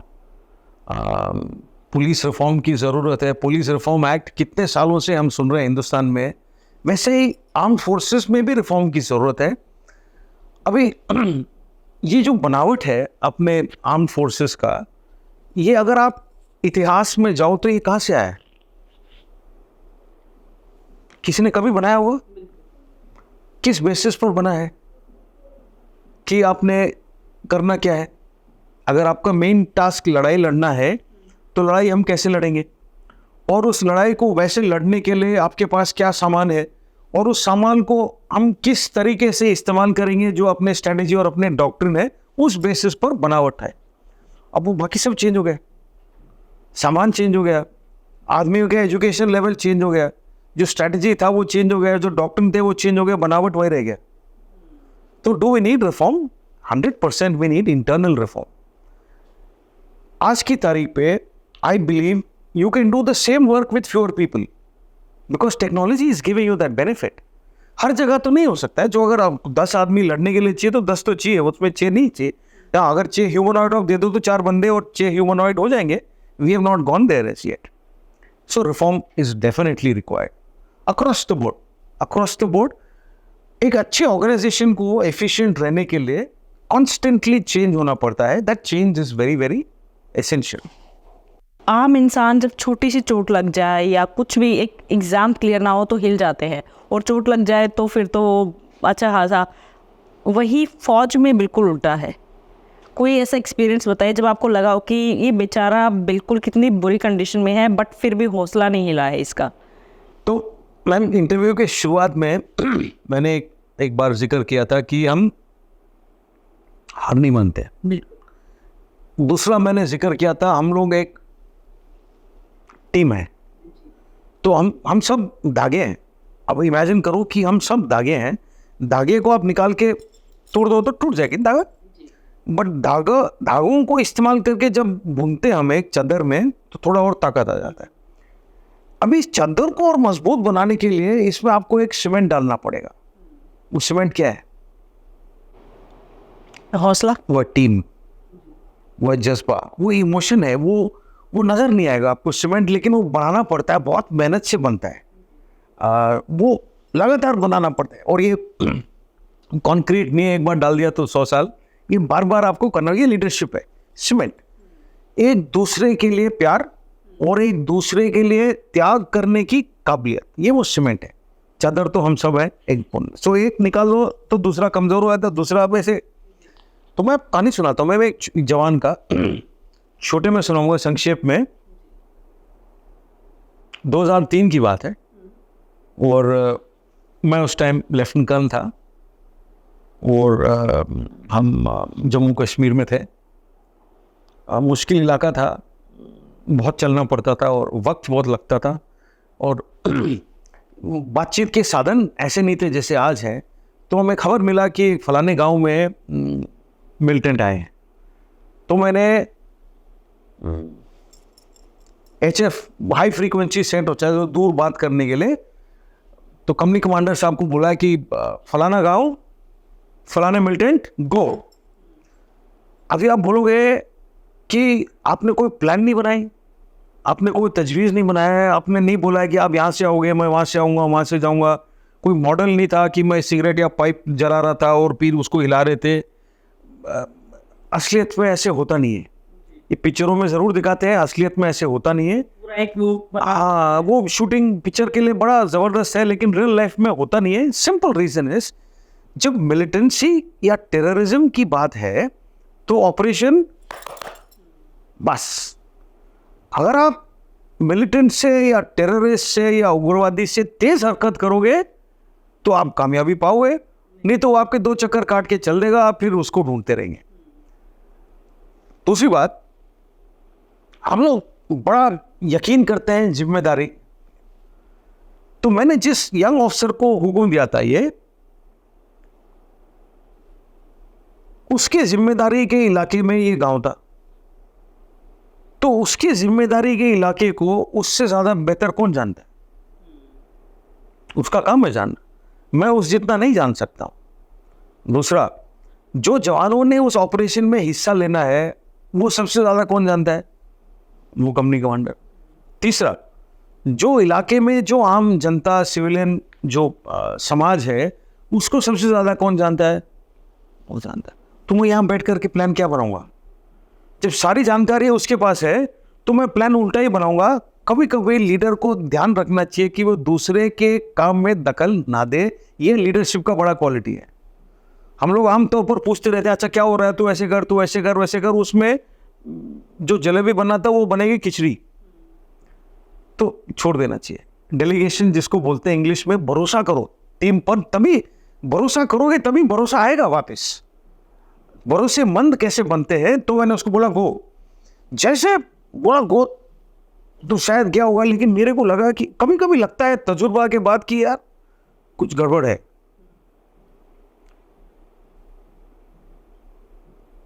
लेकिन वो लगा और मैंने कुछ किया नहीं। तकरीबन 2 या 2:30 बजे मैसेज आया जो कोई लीडर नहीं सुनना चाहता है कि साहब बंदे को गोली लग गई है। ये एक लीडरशिप का फेलियर है, क्योंकि अगर मेरे देखरेख में मेरे किसी बंदे को गोली लगती है या चोट पहुंचता है तो जिम्मेदारी मेरा है। लीडरशिप का फेलियर तब होगा तब या तो मैंने जल्दबाजी में या बगैर सोच समझ के या बगैर किसी और के जान के कदर के हुक्म देता। अगर ये 3 है तो लीडरशिप का फेलियर है। तो उस टाइम पर मैंने डॉक्टर साहब को बोला आप निकलो तुरंत। मैं डॉक्टर साहब के पीछे पीछे निकल आया।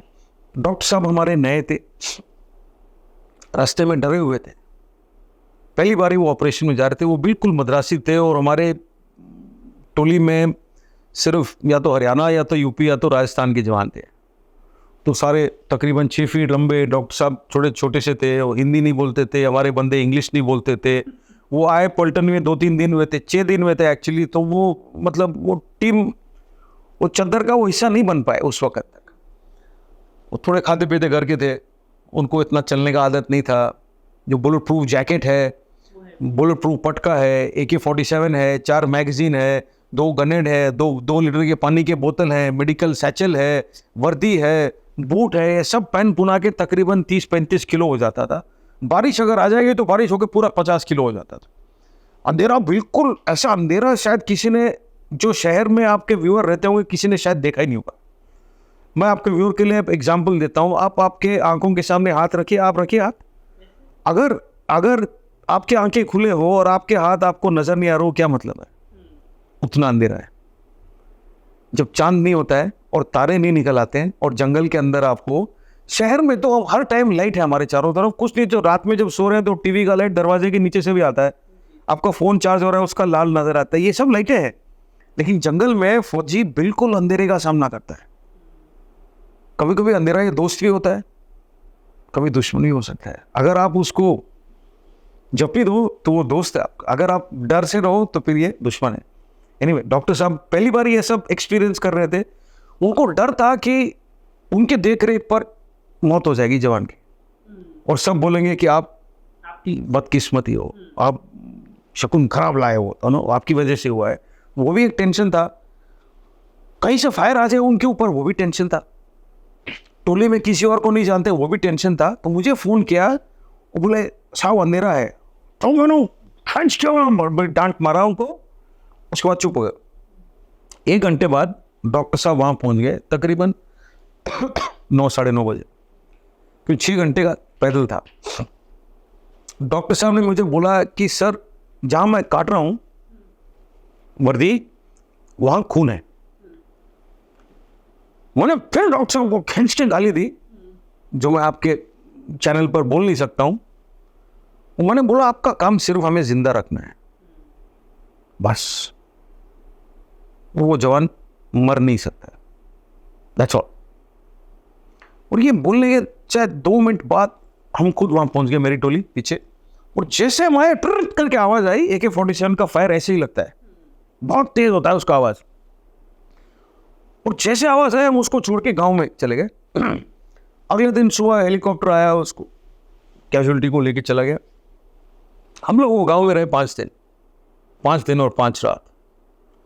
अभी आपके व्यूअर या आप पूछेंगे कि सर इतना टाइम क्यों लगता है, नेशन वांट्स टू नो कि क्यों आप इतना टाइम लगता है।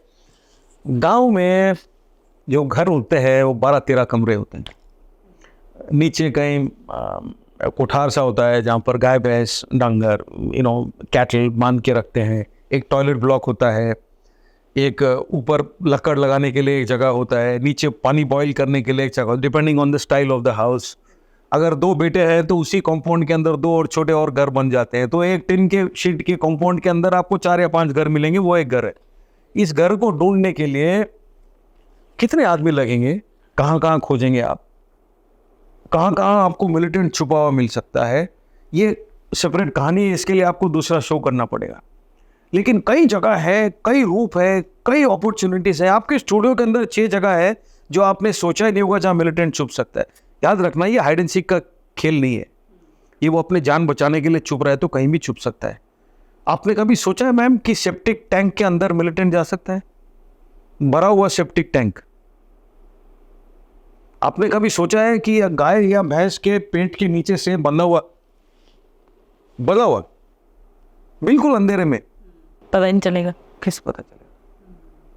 आपने कभी सोचा है जो सीढ़ियों के साइड में जो जगह होता है जहां पर गर्मियों के टाइम पे रजाई कंबल जो यूज नहीं हो रहे हैं उनको लगे हैं बिल्कुल नीचे, मतलब 10 रजाई के नीचे चले गए? आपने कभी सोचा है वो जो एल्यूमिनियम के जो कंटेनर होते हैं जिस पे अपन अनाज लगाते हैं, नीचे से खोल के लगाते हैं, उसके अंदर, या फिर घर के किचन के जो चिमनी है उसके अंदर? जहां आप सोच नहीं सकते हो वहां तो ढूंढने में बड़ा टाइम लगता है। और ये बड़ा स्ट्रेसफुल एक्टिविटी है, क्योंकि जो जवान जा रहा है उसको ये नहीं पता कहां से फायर आएगा उसके ऊपर, और ढूंढने के लिए उसको हाथ चाहिए। जब वो हाथ से ढूंढ रहा है तो वो ट्रिगर नहीं दबा सकता है। तो ये बड़ा स्ट्रेसफुल एक्टिविटी है, most stressful activity house search, most. और अगर हमें ध्यान से करना है तो एक घर के 40-45 मिनट लग जाते हैं। और एक घर करने के बाद आपको उस पर पैरा छोड़ने की जरूरत है, नहीं तो चले जाओगे वो वही घर में आ जाएगा जहां आप गए। अभी आदमी तो इतने नहीं होते नहीं है, तो ये बहुत मुश्किल एक्टिविटी है। इनमें 5 दिन रहे उस गांव में, हमें 5 मिलिटेंट मिले अलग अलग घरों में, 5 मिलिटेंट अलग अलग जगह पर। अलग अलग मतलब कोई ऐसी जगह थी जैसे आप बता रहे हो? हर सारे all of these and more. लड़कियों के औरतों के वेश में पहन के औरतों को हम अलग रखते हैं नॉर्मली, उनके साथ बैठा हुआ, वो अचानक वर्दी के नीचे से जूता नजर आता है तो वो पता लग जाता है। वैसे पता लगा, एक सेप्टिक टैंक के अंदर मिला, एक ऊपर बिल्कुल जहाँ फायरवुड होता है उसके साथ अंदर, अलग अलग जगह पर मिलता है। कभी वहां से फायर करेंगे वो फायर करेंगे तो उसको निकालना वो एक सेपरेट ऑपरेशन हो जाता है। एक ऑपरेशन के अंदर अलग अलग ऑपरेशन चलते रहते हैं। अभी हमें ये नहीं पता, कभी गारंटी होता नहीं कि 4 थे या 5 थे कि 6 थे। खबर तो मुझे मिला था कि 4 आए थे, लेकिन हमने एक्चुअली 5 मिले। हो सकता है 6ठा था जो आज तक नहीं मिला, ये भी हो सकता है। बट एनीवे, जब हम वापस आए बेस में तो 6ठा दिन वापस आए, और 5 दिन हमने खाली बोतल पानी से निकाला है। मैंने नहीं, जितने मेरे साथ जवान थे, क्यों उस टाइम पर खाने का सप्लाई का वो साधन उस टाइम पर था नहीं। और फिर हम सबको लगा कि ये अभी हो जाएगा, अभी हो जाएगा, अभी हो जाएगा। और फिर जब थोड़ा सोचते थे तो कहीं और एक मिलिटेंट के साथ मुठभेड़ होता था तो फिर वो उसी में लग जाते थे। And that is how it happened. ये आमतौर पर होता नहीं है, बट ये हुआ है। वापस आए पहला चीज मैंने बोला अस्पताल से बात कराओ। तो उन दिनों ये फोन वोन थे नहीं, बटन वाले फोन, मोबाइल फोन, पेजर वेजर नहीं थे। वो एक फोन होता है घुमाने वाला फोन, जो ऑपरेटर रिसीव करता है, वो जैक निकाल के उसमें डालेगा, वो आपको फ़ोन करेगा, आप वाला जैक निकाल के डालेगा, बोला थ्रू सर, वो वाला फ़ोन था। बहुत मुश्किल से मिला मुझे उधमपुर हॉस्पिटल। और हॉस्पिटल से हमने आईसीयू में फ़ोन लगा और मैंने नर्स पूछा बंदा कैसा है? तो वो नर्स ने एक्चुअली बोला सर आप डोंट शाउट एट मी, क्योंकि वो नर्स मालकिन थी उस आईसीयू की। शी सेड सर यहाँ आवाज नहीं उठाना है। मैंने बोला सॉरी। शी सेड ठीक है। मैं जिस इमोशनल स्टेट में था मुझे कोई जवाब चाहिए था। अब उसने जैसे डॉक्टर लोग बोलते हैं बोला ठीक है।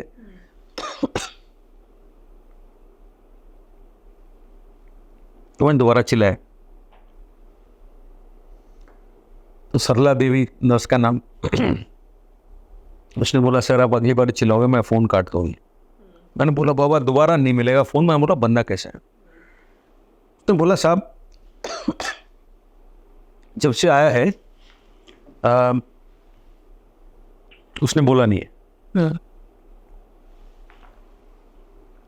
उसकी आंखें खुली हैं लेकिन हम नहीं जान सकते हैं कि क्या वो सुन नहीं सकता है या वो बोल नहीं सकता है। पड़ा है बस, खाना उसके ट्यूब से जा रहा है। मैंने बोला उसको चोट क्या आई?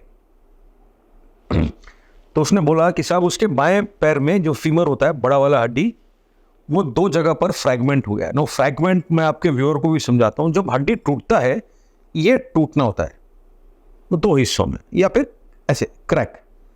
फ्रैगमेंट जब हड्डी पीसेस में हो जाता है, जब गोली डायरेक्टली बोन पे लगता है तो ऐसे 2 जगह पर। इसलिए डॉक्टर साहब जब काट रहे थे तो खून ही खून उनको नजर आ रहा था। मैंने बताया आपको बुलेट इतना छोटा होता है, तो उसको बाएं तरफ लगे। जो हमारा बुलेट प्रूफ जैकेट जो होता है, सामने होता है लोहे का चद्दर, पीछे होता है एक छोटा होता है एब्डोमेन के लिए, एक छोटा होता है गर्दन के लिए, साइड खुले होता है। साइड मुझे भी साइड में लगी थी, लेकिन मुझे ऐसे नहीं लगी। इस जवान को साइड में हो सकता है 2 या 3 बर्स्ट गोली लगी। बर्स्ट मतलब 2 या 3 गोली एक बार जब चलते हैं उसको एक बर्स्ट बोलते हैं। तो हो सकता है 2 या 3 बर्स्ट लगे, भगवान जाने। यहाँ से गए वो, निकले यहाँ से जब निकले वो इतना बड़ा छेद करके गए। सच तो यह है कि अगले दिन जब उसको हेलीकॉप्टर में डाला गया तो उसके जो पेट और एब्डोमेन के अंदर के थे, एंट्रेल्स जो बोलते हैं, वो पन्नी में डाला गया। क्योंकि डॉक्टर साहब अंधेरे में जो निकलता है बाहर, तो घास, मिट्टी, धूल, गन पाउडर पन्नी में डाला। सबसे ज़्यादा चोटें उसको यहाँ लगी, क्योंकि जब टंग में गोली लगी तो वो गिरा है। और पहाड़ी इलाका है, जो जहाँ से गिरा है, चट्टान पे गिरा होगा, कोई बड़े पत्थर पे गिरा होगा, बोल्डर पे, नोबडी नोज। तो उसको जब गिरा है तो एक बड़ा वाला रॉक उसके बुलेट प्रूफ जैकेट पर ठोकर लगा। वो जो लोहा है, तो लोहा दबा दिया उसके चेस्ट को, तो 5 उसके रिब्स फ्रैक्चर हो गए। और जब फ्रैक्चर हुए, जो बाएं वाला जो फेफड़ा है उसको 5 जगह परफोरेट हो गया। और जो lungs were also filled with blood and body fluid. ये उसके इंजरीज थे। तो जब नर्स ने मुझे ये इंजरी बताया, तो जितना मेरा वो इमोशनल एक्साइटेड वाला स्टेट था, वो सब मतलब सो यार सर क्या जिएगा वो? She said sir can't say. हम लोग सीधा लाइन पे चलते हैं ना, आज जिएगा नहीं जिएगा, 10% जिएगा। बट डॉक्टर्स तो कभी हार नहीं मानेंगे ना, वो उनका काम है, यही तो बड़ापन है डॉक्टर्स का। She said sir I can't say. Then I said can I speak to him? क्या मैं बात कर सकता हूँ उससे? क्योंकि बोलो ना, हम लोग जज्बा पे चलते हैं ना, जज्बा हमारा खून है, हमारा खाना है, हमारा ऑक्सीजन है। तो एक she said sir I don't know if he can hear you, but I thought कि मैं बात करूँगा उससे, मैं हमारे जो टोली के 800 जवान हैं सबका वो इमोशन उसको कन्वे करूँगा, शायद उससे वो ठीक हो जाए। तो शी सेड सर मैं नहीं जानती हूँ, वो सुन सकता है, बोल भी सकता है, सुन भी सकता है, लेकिन आप बात कर सकते हो। मैं फ़ोन हैंडसेट उसके पास रख रही हूँ, तो उसने हैंडसेट उसके पास रखा। तब मैंने उसको बोला निम्बाराम उसका नाम है, सीकर डिस्ट्रिक्ट। बोला निम्बाराम क्या हाल है तेरे? तो 10 सेकंड कोई जवाब नहीं आया। तो इतना घायल होने के बाद, इतने चोटें खाने के बाद, वो मेरे को बोलता है कि साहब पेट में थोड़ी सी तकलीफ है। अब उस टाइम पर मुझे ये एहसास नहीं हुआ कि मैं रोऊं, कि शर्मिंदा हूँ, कि छाती गर्व से फट जाए कि ऐसा जवान हमने पैदा किया है हिंदुस्तान ने। पतली आवाज़ में पूछता है कि साहब पलटन के बाकी बंदे कैसे हैं? मतलब ये जवान मौत के दरवाजे पे नहीं, मौत के दरवाजे के पार हो गया है। और उसको चिंता है उसके टोली के बाकी बचे हुए जवानों का। ये हिंदुस्तान का फौजी है। ये वो फौजी है जो हमारे आज के लिए उसका कल तो कुर्बान कर दिया है, लेकिन हम जैसे बात कर रहे हैं, हमारे बातचीत के दौरान हमारे कल के लिए उसका आज भी कुर्बान कर रहे हैं। और फिर मैडम आप पूछोगे मैं आईआईटी छोड़ के फौज में क्यों आया? यही तो जादू है, हिंदुस्तान का जादू है, हिंदुस्तान के फौज का जादू है। It's priceless. इसको मैं कहानियों के दौरान ज़रिए बयान ज़रूर कर सकता हूँ और उम्मीद करूँगा कि आपके व्यूअर्स कुछ हद तक ये जज्बा और ये इमोशन को समझे। लेकिन आप आके मिलिए, इसलिए मैं कहता हूँ आप एक फौजी को सड़क पे मिलोगे, होटल पे मिलोगे, रेस्टोरेंट पे मिलोगे, कुछ नहीं, उसको चाय भी पिलाने की ज़रूरत है, उसको कल राम राम करिए, बोलो भैया थैंक यू वेरी मच, आप हमारे लिए अपना आज कुर्बान कर रहे हो, God bless you. That's the फौज of the army. Thank you so much General Arun. आपके साथ बात करके ना बहुत बार मेरे गूज़बम्स आए हैं, जो आप ये बता रहे थे, एक होता है पूरी बॉडी में ऐसे गूज़बम्स। बहुत बहुत इंटरेस्टिंग किस्से होते हैं, बहुत ऐसे होते हैं जो आम लोगों को लगेगा कि कुछ नहीं है, बट जब आप किसी को ऐसे देखते हो ना तो पता चलता है। जब सुनने में जो गूज़बम्स दे रहे हैं, जस्ट इमेजिन आपने वो सुनी है आवाज़, जब वो देखा है तो क्या रहा होगा। एंड उनके पेरेंट्स, उनकी फैमिली, बहुत करेज चाहिए, बहुत हिम्मत चाहिए अपना बेटा या बेटी, अपना बच्चा फ़ौज में, अपना हस्बैंड, अपना भाई फ़ौज में भेजने के लिए। तो salute to everyone and thank you so much. God bless you. जय हिंद। आप लोगों को ये पॉडकास्ट कैसा लगा ज़रूर कमेंट्स में बताइएगा एंड प्लीज़ बहुत सारा प्यार दीजिएगा, क्योंकि जनरल अरुण ने बहुत मेहनत किया, बहुत दूर से आए हैं स्पेशली आप लोगों से बात करने के लिए। इस पॉडकास्ट की छोटी छोटी क्लिप्स हमने दूसरे चैनल पे भी डाली हैं, द ममता पॉडकास्ट क्लिप्स। आप उस चैनल को भी सब्सक्राइब कर सकते हैं, वहाँ जाकर इस पूरे पॉडकास्ट के छोटे छोटे क्लिप्स आप देखिए। जो भी आपका फेवरेट टॉपिक है आप उसको शेयर कर सकते हैं, लोगों में बांट सकते हैं। अगर आपको ज़्यादा टाइम नहीं है तो छोटा पार्ट आप देख सकते हैं। Thank you so much. और नेक्स्ट गेस्ट आप किन्हें देखना चाहते हैं प्लीज़ कमेंट्स में बताइएगा।